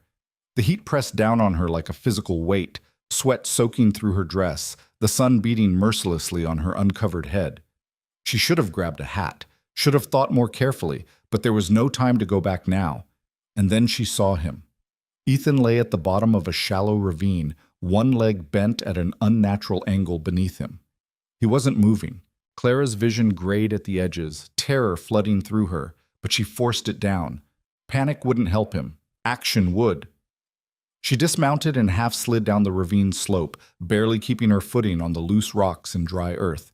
When she reached Ethan's side, she pressed her fingers to his neck, searching for a pulse. For one endless, horrible moment, she felt nothing, and then there it was, weak but steady. He was alive. "Ethan?" She touched his face gently, trying to rouse him. "Ethan, can you hear me?" His eyelids fluttered, and he groaned, a sound of pure agony that cut through Clara like a knife. "Don't try to move," she said firmly. "You've hurt your leg badly. I need to assess the damage before we do anything else." His eyes opened, unfocused and glazed with pain. "Clara?" His voice was barely a whisper. "What? How did you—" "Your horse came back without you. Now hush and let me work." She ran her hands carefully over his body, checking for other injuries. His left leg was definitely broken. She could feel the wrongness of it even through his pants. There was a gash on his forehead that had bled considerably, and his right shoulder looked dislocated. But nothing else seemed life-threatening, thank heavens for small mercies. The leg was the immediate problem. It needed to be stabilized before they could even think about moving him, and they absolutely had to move him because leaving him here in this heat would kill him just as surely as his injuries. Clara looked around and spotted a dead branch a few feet away, thick enough to serve as a splint. She crawled over and grabbed it, then used her teeth to tear strips from her petticoat. Ethan watched her with hazy eyes, trying to focus through what had to be excruciating pain. "This is going to hurt," Clara warned him. "I'm sorry, but there's no help for it." She positioned the branch carefully alongside his broken leg and began to bind it, pulling the cloth strips tight to immobilize the limb. Ethan's face went white, and he bit down on his lip hard enough to draw blood, but he didn't cry out. When she finished, she sat back on her heels, her own hands shaking with reaction. "All right, that's done. Now I need to get you out of this ravine and back to the ranch." Ethan tried to shake his head and immediately regretted it, wincing. "Can't. Too heavy. Get help." "By the time I get help and bring them back, you could be dead from heat stroke or shock." Claire's voice was flat, brooking no argument. "I'm getting you out of here now. We can argue about whether it was the smart thing to do later." She positioned herself beside him, getting her shoulder under his good arm. "On 3, you're going to push with your good leg, and I'm going to pull. Ready? 1, 2, 3. Ethan pushed and Clara pulled with all her strength, and somehow they managed to get him partially upright. He swayed dangerously, his injured leg dragging useless, and Clara wrapped her arm around his waist to steady him. "Just a little further," she gasped. "The horse is at the top. We'll get you in the saddle and go slow." Getting him up the ravine slope was a nightmare. Every step jarred his broken leg and made him grunt with pain that he was clearly trying to suppress. Clara's muscles screamed with the effort of supporting most of his weight, and more than once they nearly fell. But she kept them moving through sheer force of will, refusing to consider the possibility of failure. When they finally reached level ground, both of them were shaking with exhaustion. Clara left Ethan propped against a rock and went to retrieve the horse, which had wandered a short distance away to crop at some struggling grass. "Come on, boy," she murmured, taking the reins. "Just a little more cooperation and we're done." She led the horse back to Ethan and faced her next impossible task, getting a man with a broken leg into the saddle. In the end, she had to position the horse beside the rock, help Ethan stand on his good leg, and literally shove him upward while he used his remaining strength to pull himself into position. It was graceless and painful, and took 3 attempts, but finally he was mounted, slumped forward over the horse's neck, and breathing hard. Clara swung up behind him, wrapping one arm around his waist to keep him steady. "Hold on," she said. "We're going home." The ride back to the ranch was the longest journey of Clara's life. Every step the horse took jolted Ethan's broken leg, making him gasp with pain. The heat was unrelenting, and Clara could feel him starting to slip in and out of consciousness against her. She talked to him constantly, trying to keep him aware, her voice hoarse from dryness, but never stopping. "Stay with me, Ethan. We're almost there. The children need you. I need you. Don't you dare give up now." When the ranch finally came into view, Clara had never been more grateful to see anything in her life. Jacob must have been watching from the window because he came running out immediately, Mara close behind him despite his obvious attempts to keep her inside. "Pa!" Mara's scream was pure terror. "He's alive!" Clara called out, her voice cracking. "Jacob, I need you to run to the Henderson Ranch now. Tell them we need the doctor from town, fast as he can get here. Can you do that?" "Yes, ma'am." Jacob was already running for the other horse before she finished speaking.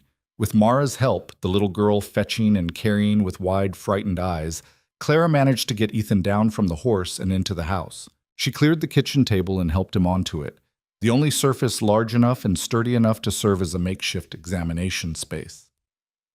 "Mara, sweetheart, I need you to pump water and bring me every clean cloth you can find. Can you be brave and do that for me?" The child nodded and scurried off, clearly grateful to have a task that made her feel useful. Clara cut away Ethan's pant leg to examine the break more closely. It was bad. A compound fracture with bone visible through torn skin. The splint she'd made in the field had prevented it from getting worse, but this was going to need a doctor's expertise. She cleaned the wound as best she could with water and cloth, trying to ignore Ethan's labored breathing and the way his face had gone gray. "You're going to be all right," she told him firmly. "The doctor will be here soon, and he'll set this properly." "Clara." Ethan's hand caught hers weakly. "Thank you. You saved my life." "You'd have done the same for me." "Maybe. But you actually did it." His eyes focused on her face with an intensity that cut through his pain. "You could have just sent Jacob for help, stayed safe. Why didn't you?" Clara looked at him, this man she'd married out of practicality and necessity, this stranger who'd become her husband, and realized the answer was simpler than she'd thought. "Because you're mine to protect now. That's what the vows meant, isn't it? In sickness and health. I wasn't going to leave you lying in that ravine while I waited for someone else to save you." Something shifted in Ethan's expression, pain and gratitude, and something else Clara couldn't quite name. "I chose well," he said softly, "when I asked you to stay." "Rest now," Clara said, her throat tight. "Save your strength for when the doctor gets here." The doctor arrived 2 hours later, a brisk, competent man who took one look at Ethan's leg and whistled low. "You did good work stabilizing this in the field, Mrs. Crowley. Probably saved him from losing the limb." Clara stood back and let the doctor work, keeping the children occupied in the other room while he set the bone and stitched the wound closed. Ethan passed out halfway through the procedure, which was probably a mercy. When it was finally done, the doctor turned to Clara with tired eyes. "He'll heal, but it's going to take time. That leg needs to stay immobilized for at least 6 weeks, maybe longer. He can't put weight on it, can't work. Someone will need to care for him full time." "I will," Clara said without hesitation. The doctor nodded. "I figured as much. You've got the look of someone who doesn't quit. He's lucky to have you." After the doctor left with promises to return in a few days to check on the patient, Clara finally allowed herself to collapse into a chair beside the bed where they'd moved Ethan. Her entire body ached, her dress was ruined with blood and dirt and sweat, and her hands were still shaking with leftover adrenaline. But Ethan was alive. Breathing steadily, sleeping under the influence of the laudanum the doctor had left for pain. He would recover.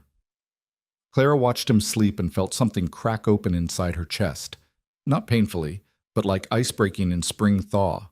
She'd told herself this marriage was just partnership, just practicality, that she was staying for security, for the children, for a place to belong. She'd been so careful not to want more than that, not to risk her heart on something as uncertain as affection. But somewhere between finding him broken in that ravine and fighting to bring him home, something had changed. The careful distance she'd maintained had shattered under the weight of real fear, real need, real care. She couldn't pretend anymore that this was just an arrangement, couldn't pretend she hadn't been terrified of losing him, couldn't pretend it wouldn't have broken something fundamental inside her if he'd died. When had Ethan Crowley become more than just the man she'd agreed to marry? When had he become someone she couldn't imagine losing? Clara didn't have answers to those questions. She only knew that as she sat there in the gathering darkness, listening to her husband breathe and feeling the steady rhythm of his survival, she understood that she'd made the right choice after all. Not the safe choice, not the practical choice, but the right one. She stayed by his bedside all night, dozing fitfully in the chair, waking at every shift of his breathing.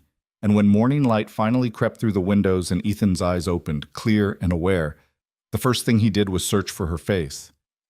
"You're still here," he said hoarsely. "Where else would I be?" Clara replied. "You're stuck with me now, Ethan Crowley. For better or worse. That's what we promised." And for the first time since she'd known him, Ethan smiled, a real smile that reached his eyes and transformed his whole face. "Best promise I ever made," he said. Clara felt her own lips curve in response, felt the warmth spreading through her chest like sunrise after a long, dark night. "Mine too," she said softly. "Mine too." The weeks that followed Ethan's accident transformed the household in ways Clara couldn't have anticipated. What had been a careful partnership built on practicality became something else entirely, something forged in the crucible of crisis and tempered by the daily intimacy of caretaking. Ethan proved to be a terrible patient. He chafed against the forced inactivity, grew frustrated with his dependence on Clara for even the most basic needs, and fought against the doctor's orders to stay off his injured leg with a stubbornness that would have been admirable if it weren't so infuriating. "I can make it to the porch on my own," he insisted on the third day of his confinement, trying to lever himself out of bed despite Clara's protests. "You absolutely cannot," Clara said firmly, pressing him back against the pillows with more force than strictly necessary. "The doctor said 6 weeks minimum, and it's been 3 days. If you re-injure that leg trying to prove how tough you are, I'll break the other one myself just to keep you in this bed." Ethan glared at her, but there was something almost like amusement in his eyes. "You threatening your husband, Mrs. Crowley?" "I'm promising him consequences for foolish behavior. There's a difference." "Seems like a fine line to me." Clara sat down on the edge of the bed, her expression softening. "I know this is hard. I know you're used to being active, being in control, managing everything yourself, but your body needs time to heal, and fighting against that will only make it take longer." Ethan's jaw worked as he wrestled with his frustration. Finally, he let out a long breath. "I hate this. Lying here useless while you do everything." "You're not useless. You're healing, and I'm not doing everything alone. Jacob's been wonderful about taking on extra chores, and Mara helps me in the kitchen. We're managing. The fence line needs finishing. The cattle need checking. The hay needs cutting before the weather turns. And all of that will still be there when you're well enough to handle it.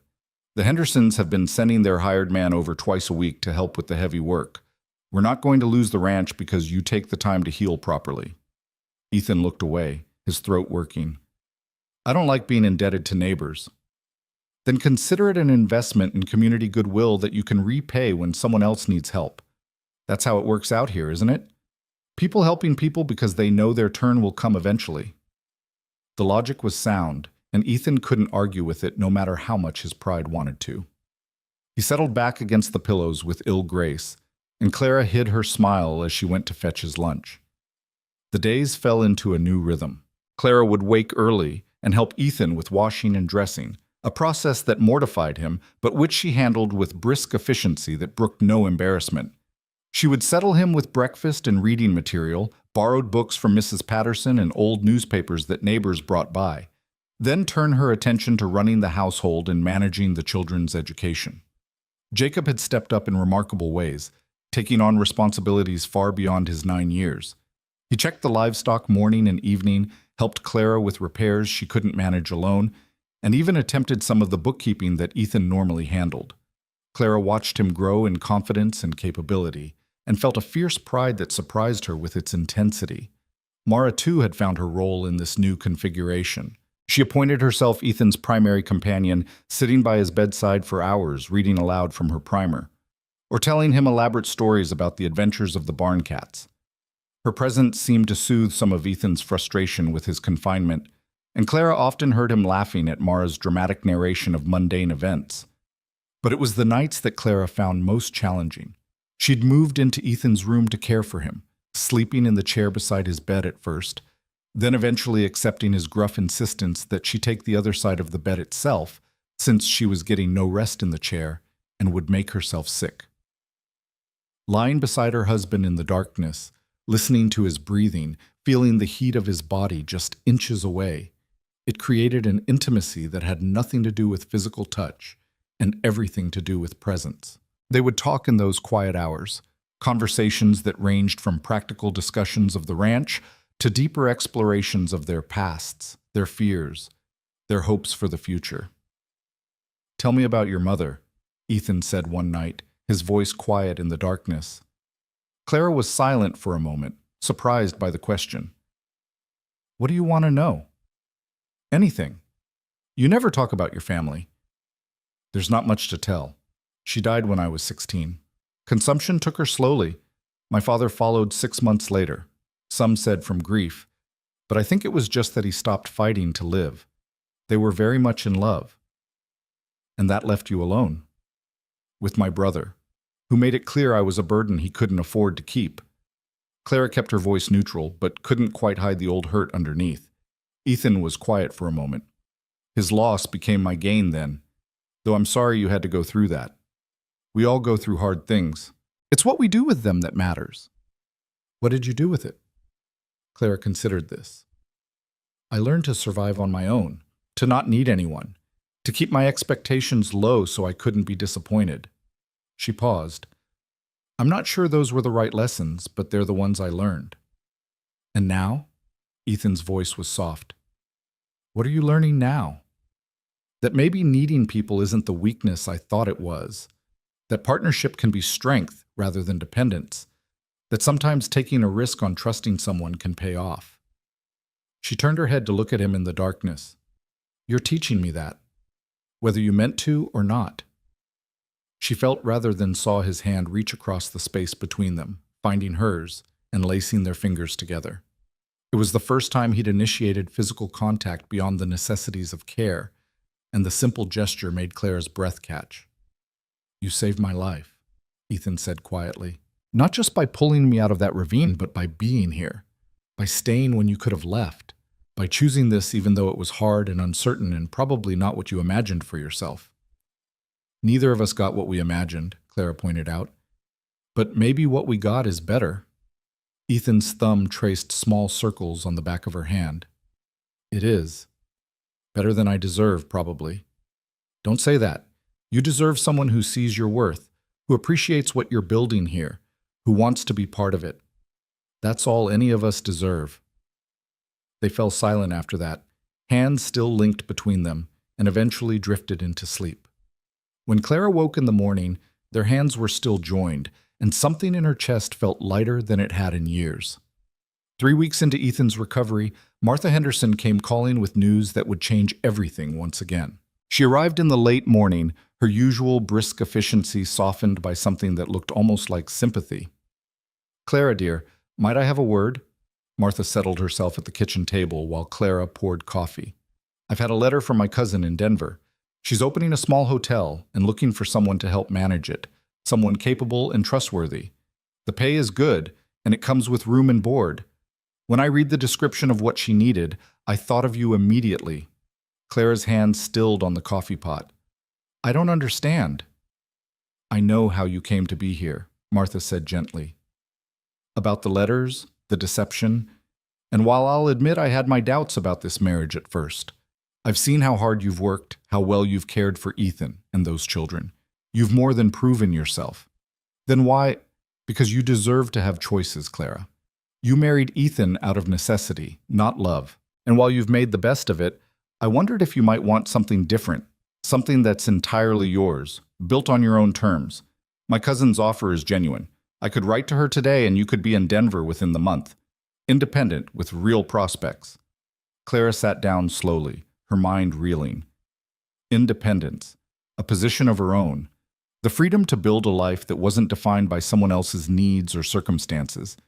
It was everything she'd once dreamed of, offered to her on a silver platter. And she didn't want it. The realization hit her with stunning clarity.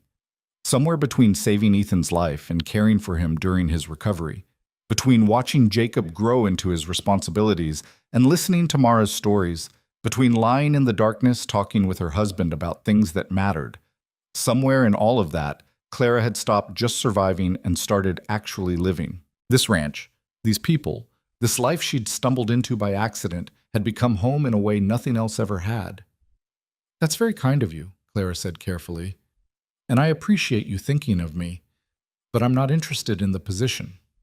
Martha's eyebrows rose. You're certain? You don't want to take time to think about it? I'm certain. My place is here. Even though you married Ethan out of necessity rather than affection? Clara met Martha's eyes steadily. What started as necessity has become something else. I can't name it exactly, but I know I don't want to leave it. This is my home. These are my people. I'm staying. Martha studied her for a long moment, then smiled. Good. That's exactly what I was hoping you'd say. My cousin doesn't actually need help. I made that up. I wanted to see if you'd choose to stay when given a real alternative. Wanted to know if you were here because you had no other options, or because you genuinely wanted to be. Clara felt a flash of irritation. That was manipulative. It was, but necessary. Ethan's been hurt before. His first marriage was so full of love that when Sarah died, it nearly destroyed him. He's been so careful not to let himself care too deeply again, and I needed to know if you were worth the risk of him opening his heart. And what's your verdict? That you're exactly what he needs. Someone strong enough to stand beside him, honest enough to be trusted, and committed enough to stay even when offered an easier path. Martha reached across the table and squeezed Clara's hand. Welcome to the family, dear. Truly. After Martha left, Clara sat alone in the kitchen for a long time, processing what had just happened. She'd been tested and apparently passed, but more importantly, she'd learned something about herself. When given the choice, real choice, not the desperate scramble of necessity, she chose this life. This family. This man who was currently probably trying to get out of bed against doctor's orders because she'd been gone too long. She found him exactly where she expected, sitting on the edge of the bed with his splinted leg extended, trying to figure out how to stand on his own. Don't even think about it, Clara said from the doorway. Ethan looked up, caught in the act, and had the grace to look sheepish. How did you know? Because I know you. Stubborn, prideful, incapable of following simple medical advice. She crossed the room and helped him settle back against the pillows. Besides, you always get restless when I'm gone too long. It's becoming predictable. What did Martha want? Clara hesitated, then decided honesty was always best. She offered me a way out, a job in Denver, independence, a fresh start away from here. Ethan's expression went carefully blank, but Clara saw the flash of pain in his eyes before he could hide it. I see. And are you taking it? No. I told her I'm staying. Because you feel obligated, because I'm injured, and you think, because I want to, Clara interrupted firmly. Because this is my home, and you're my husband, and those children are mine now, just as much as they're yours.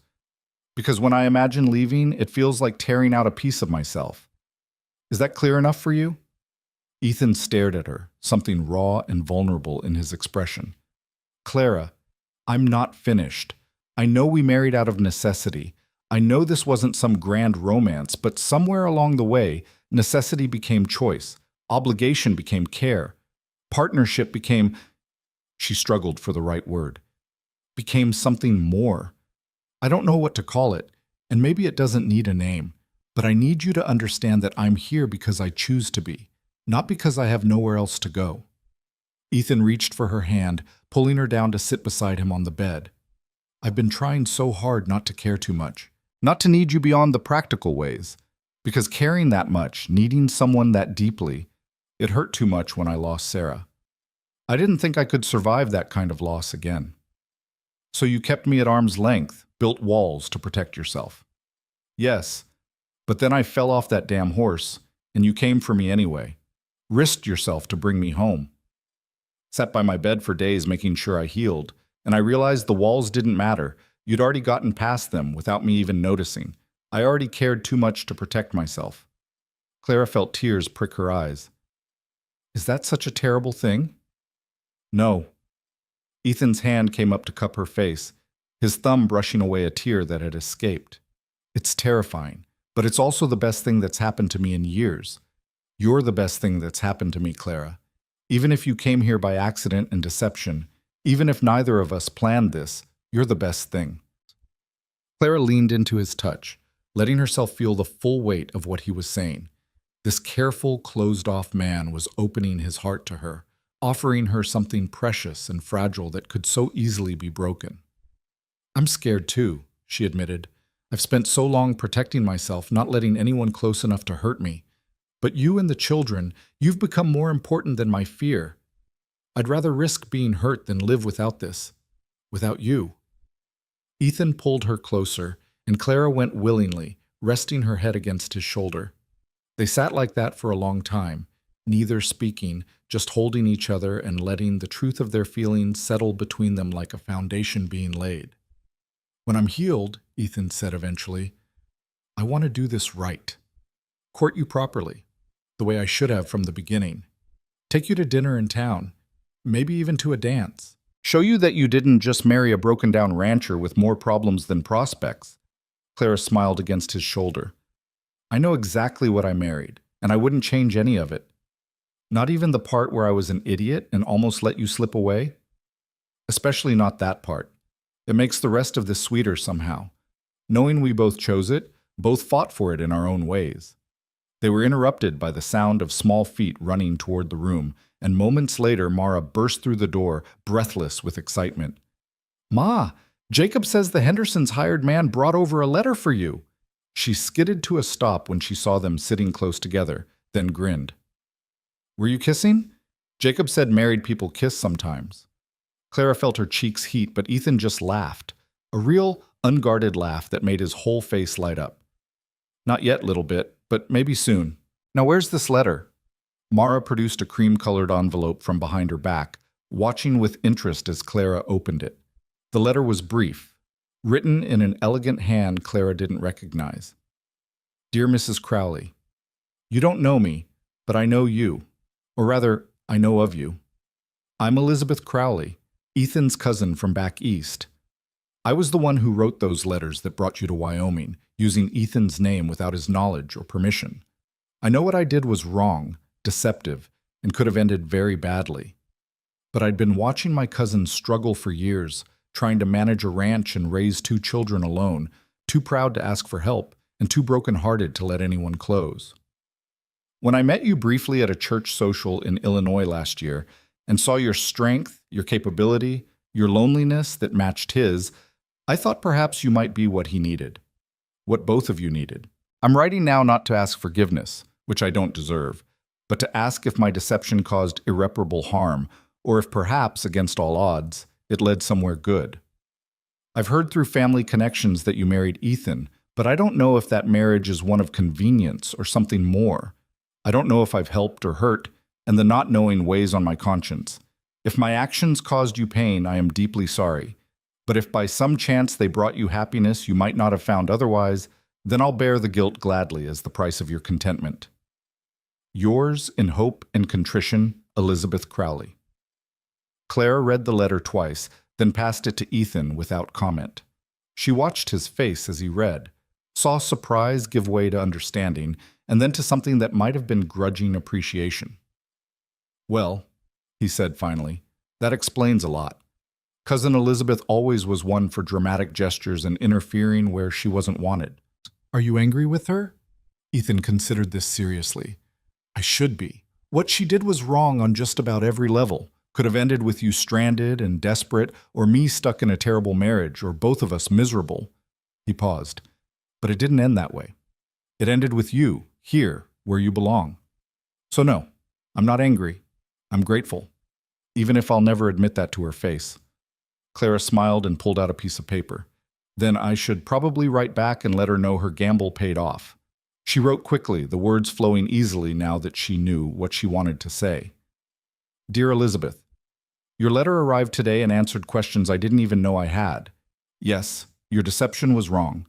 Yes, it could have ended terribly, but it didn't. It ended with me finding a home I didn't know I was looking for, a family I didn't dare hope for, a partnership that's become something deeper and more precious than I can adequately express. So while I can't condone your methods, I can thank you for your instincts. You saw something in both of us that we couldn't see in ourselves, and you had the courage to act on that insight. Because of you, I'm exactly where I'm meant to be. Gratefully yours, Clara Crowley. P.S. Ethan says he's not angry, but he also says he'll deny it if you ever mention this letter to anyone." She showed the letter to Ethan, who read it and nodded his approval. Mara, who'd been watching this entire exchange with fascination, piped up with a question. "Does this mean you're happy, Ma? That you're glad you came here, even though it was all mixed up at first?"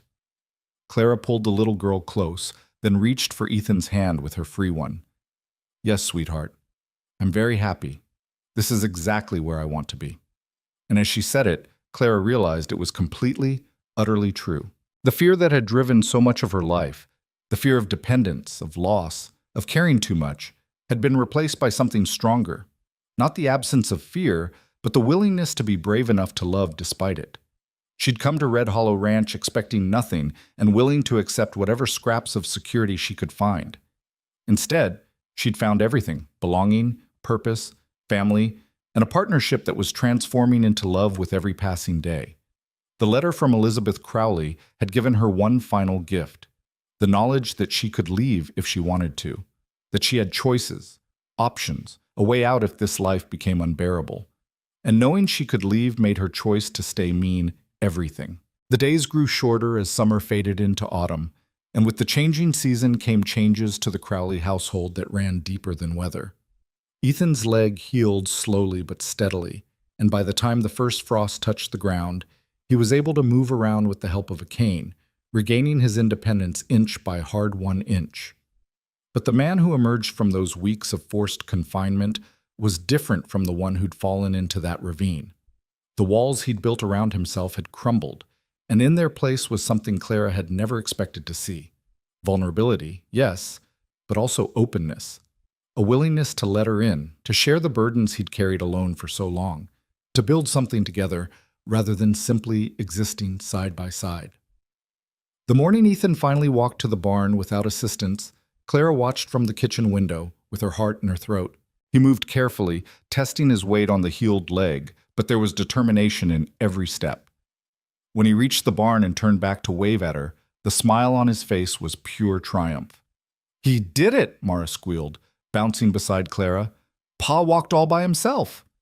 "He certainly did," Clara agreed, blinking back tears she couldn't quite explain. It wasn't just relief at his recovery, though that was part of it. It was seeing him reclaim himself, step by step, knowing she'd been part of that journey. That evening, after the children were asleep, Ethan found Clara on the porch, watching the stars emerge in the darkening sky. He settled beside her with only a slight grimace, his leg clearly stiff from the day's exertion but holding strong. "I've been thinking," he said without preamble, "about what I said before, about courting you properly." Clara turned to look at him, curious. And I'd like to start, if you're willing." He reached into his pocket and pulled out something small, a carved wooden flower, delicate and surprisingly intricate.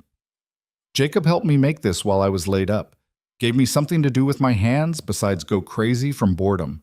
But I made it for you." Clara took the carved flower, running her fingers over the smooth petals. It was beautiful in its simplicity, clearly made with care and patience. "It's lovely. Thank you."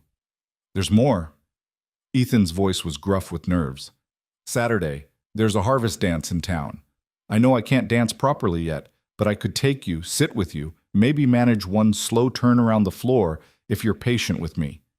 Show the whole town that I'm proud to have you as my wife. What do you say?" Clara felt warmth bloom in her chest. This careful, private man was offering to make a public declaration, to claim her openly in front of the entire community. It was a gift more precious than any carved flower. "I'd like that very much," she said softly. The days leading up to the dance were filled with quiet preparation.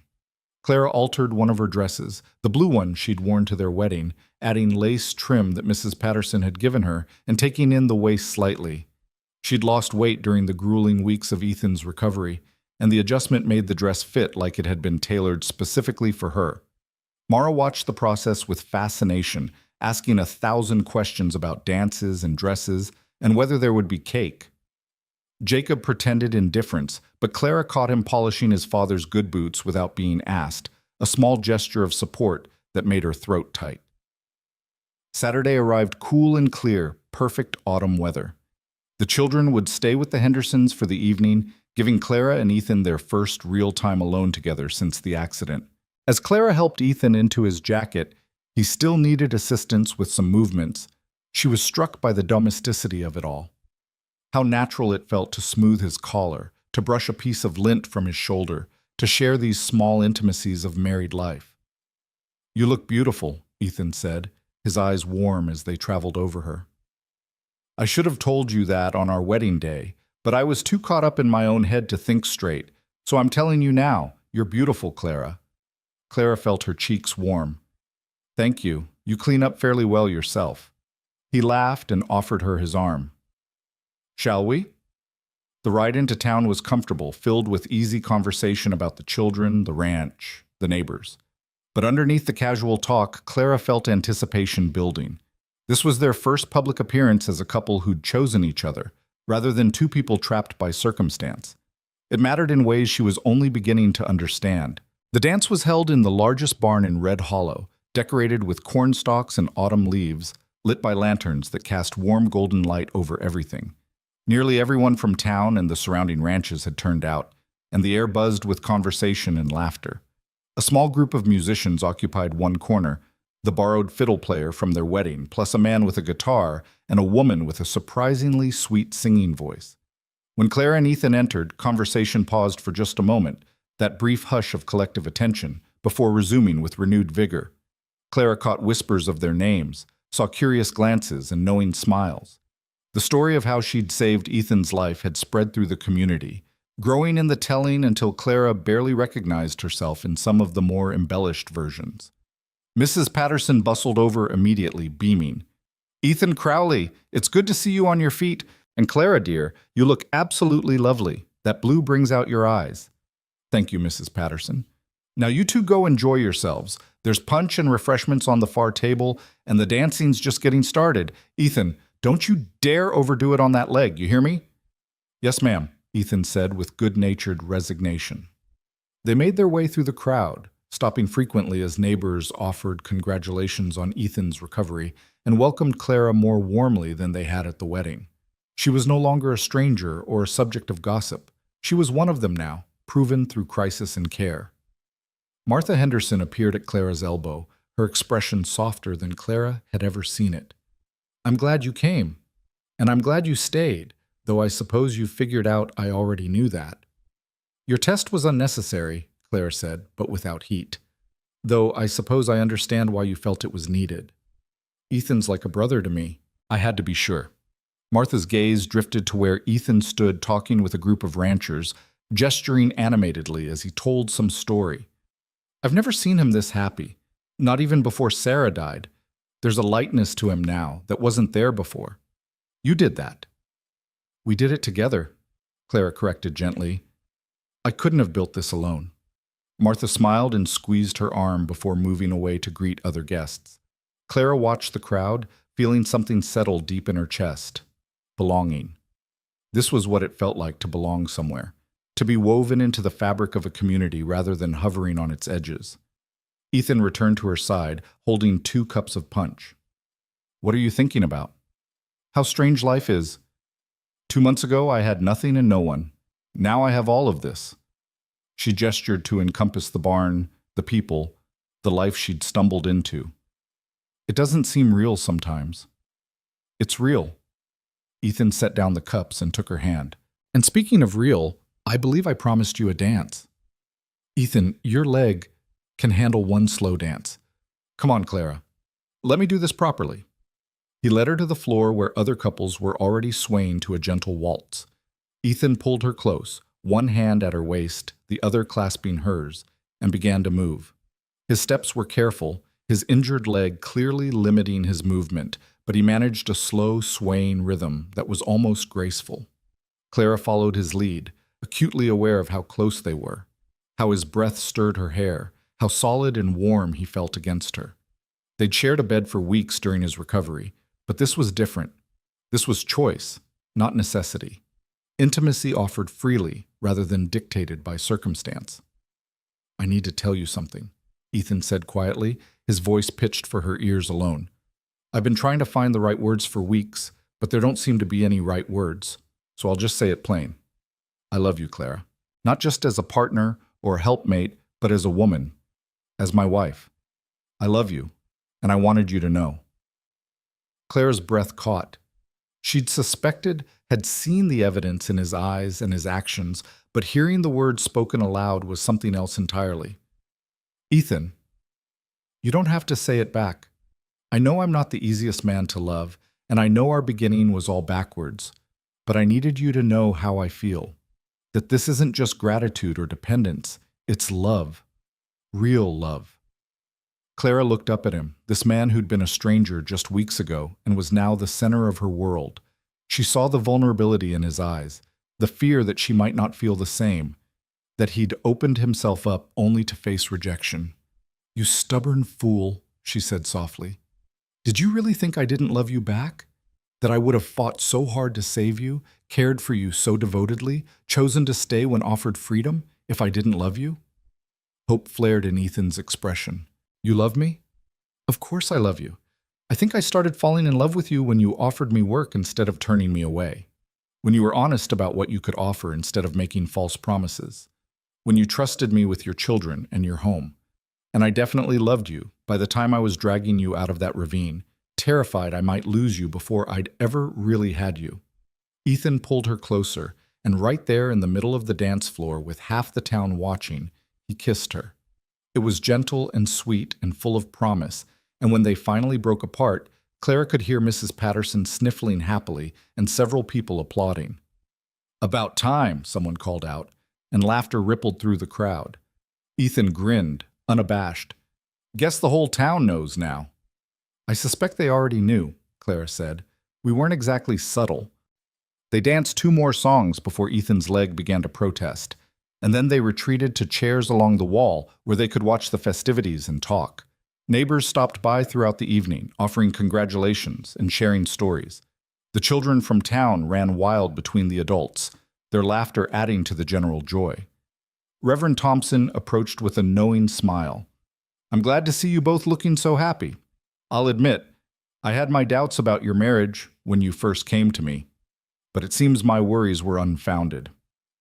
We took the long way around, Ethan admitted, but we got there in the end. The best marriages often do, the Reverend said. It's not about how you start, but about the commitment you make to keep choosing each other every day. And from what I've seen, you two understand that better than most couples who've been married for decades. After he moved away, Clara leaned her head against Ethan's shoulder. Do you remember what you said at our wedding about partnership being survival? I remember. You were wrong. Partnership is more than survival. It's joy, connection, growth. It's becoming more than you could be alone. Ethan pressed a kiss to the top of her head. I was wrong about a lot of things, but I was right about one thing. You were the best thing that could have happened to this ranch, to those kids, to me. As the evening wore on and the party showed no signs of slowing, Ethan and Clara eventually made their way outside for some air. The night was cool and clear, stars scattered across the sky like diamonds on black velvet. They stood together in the quiet darkness, away from the music and laughter, just being together. I have something for you, Ethan said, reaching into his pocket. Was going to wait until we got home, but this seems like the right moment. He pulled out a small iron key, its surface worn smooth with age. Clara took it, confused. What's this? Key to the house. The main door, the one nobody ever uses because we all just come in through the kitchen. Ethan's voice was gruff. I know I gave you a key to your room after the wedding, symbolizing that you had your own space. But I want you to have this one too. Not as a guest or even as a wife who lives there, but as a partner who owns the place just as much as I do. That house is yours, Clara, completely and equally yours. Everything I have is yours. I want you to know that. Clara closed her fingers around the key, feeling the solid weight of it. It was more than just metal. It was a promise, a commitment, a declaration that she belonged here not by sufferance but by right. Thank you, she said, her voice thick with emotion. This means more than you know. I think I do know. Because if someone had offered me the same thing when I was drifting alone, it would have meant everything. He took her free hand in his. We're building this together now, equal partners in every way. Your ideas matter as much as mine. Your dreams shape our future just as much as my plans. You're not here to serve my vision. You're here to create something new with me, something neither of us could make alone. Clara stood on her toes and kissed him, putting into the gesture everything she felt: love, gratitude, commitment, joy. When they finally pulled apart, both of them were breathless. We should probably get back inside, Ethan said reluctantly, before people start talking. Let them talk. I've spent too much of my life worrying about what people think. Right now, I just want to stand here with you and appreciate everything we have. So they stayed, wrapped in each other's arms under the stars, listening to the distant music and laughter.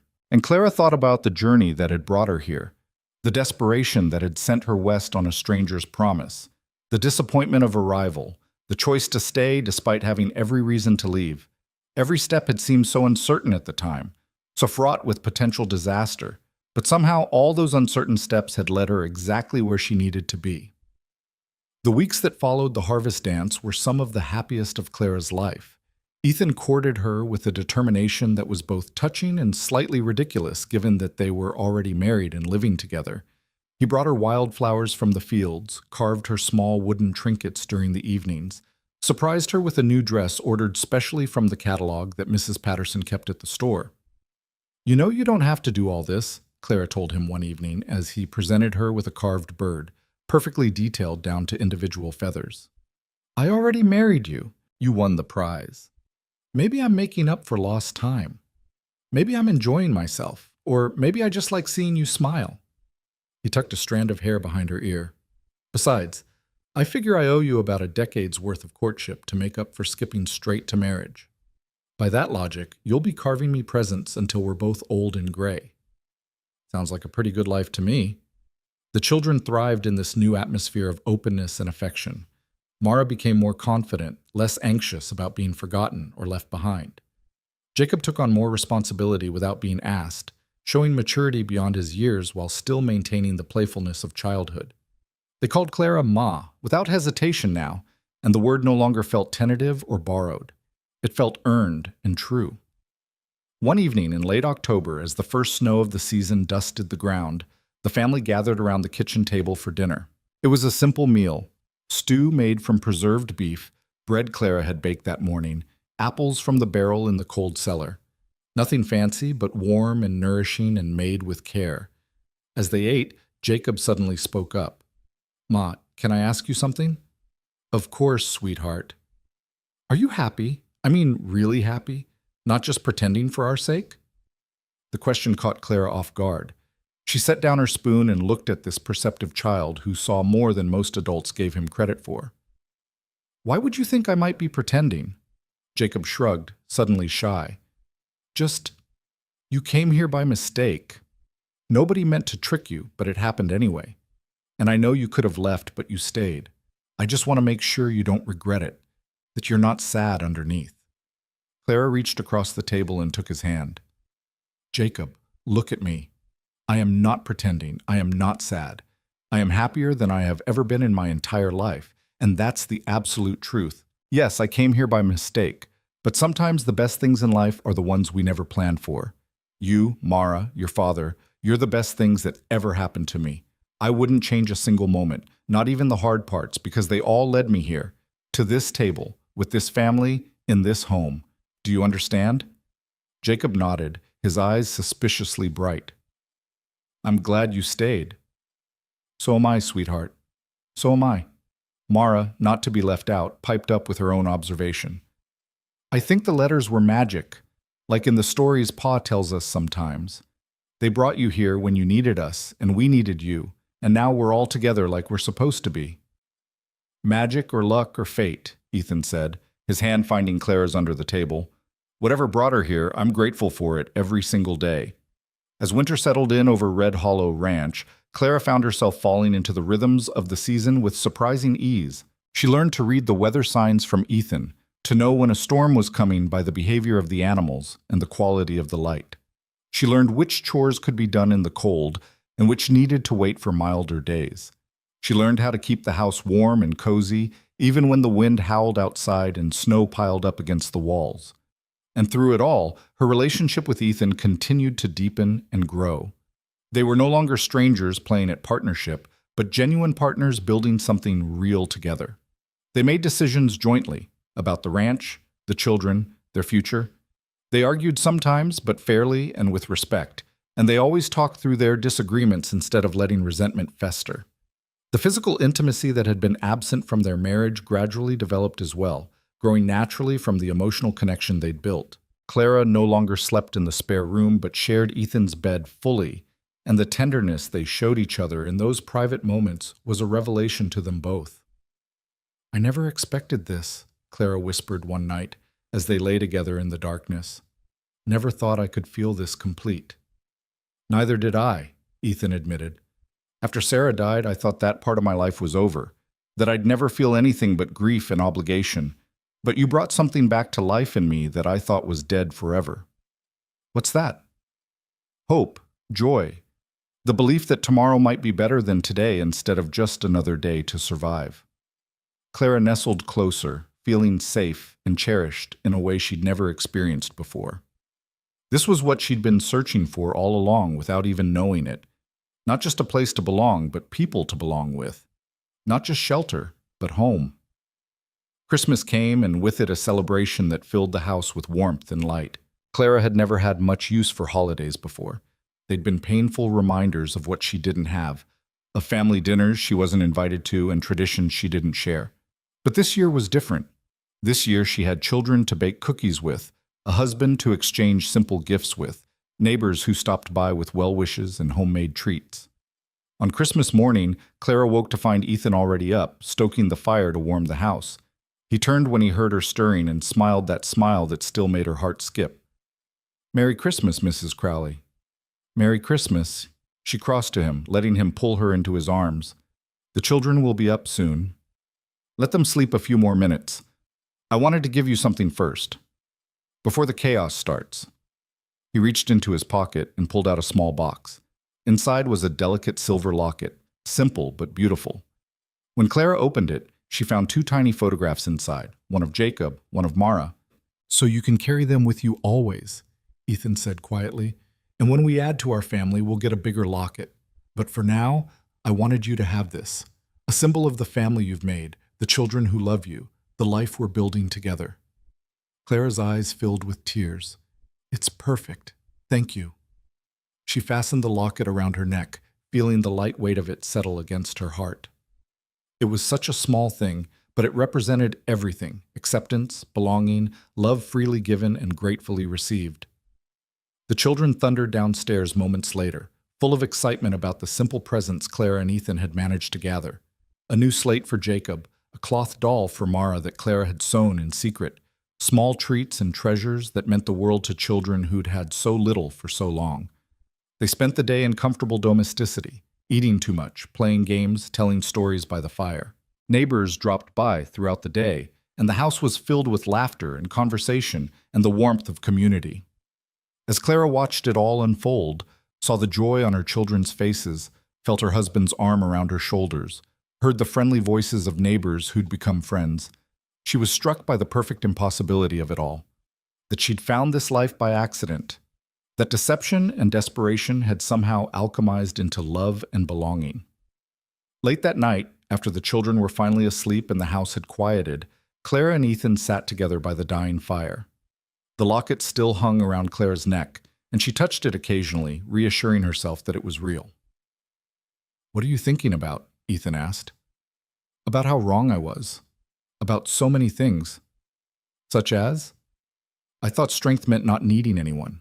I thought safety came from staying separate, from protecting myself by never letting anyone close enough to hurt me.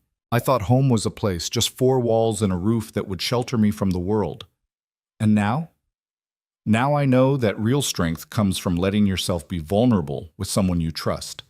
That real safety isn't about walls, but about being with people who will catch you when you fall. And home isn't a place at all. It's the people you choose and who choose you back. It's this. Right here. You and the children and this life we're making together." Ethan pulled her closer, pressing a kiss to her temple. "I was wrong too. I thought I was doing you a favor by offering you work instead of turning you away. Thought I was being noble, giving you a chance when you had nothing. But the truth is, you saved us. You took a broken household and made it whole again. You took a man who'd forgotten how to feel anything but grief and taught him how to love again. You took 2 lost children and gave them back their childhood. We're the ones who should be grateful, Clara, not you." "We saved each other," Clara said firmly. "That's what partnership means. Not one person rescuing the other, but both people building something together that neither could create alone." They sat in comfortable silence for a while, watching the embers glow in the fireplace. Outside, snow was beginning to fall again, but inside the house was warm and safe. Clara thought about the shed where she'd spent her first night on this ranch, how far she'd come from that scared, desperate woman with her single canvas bag and her carefully managed expectations. "Do you ever wonder what your life would have been like if those letters had never been written?" Ethan asked.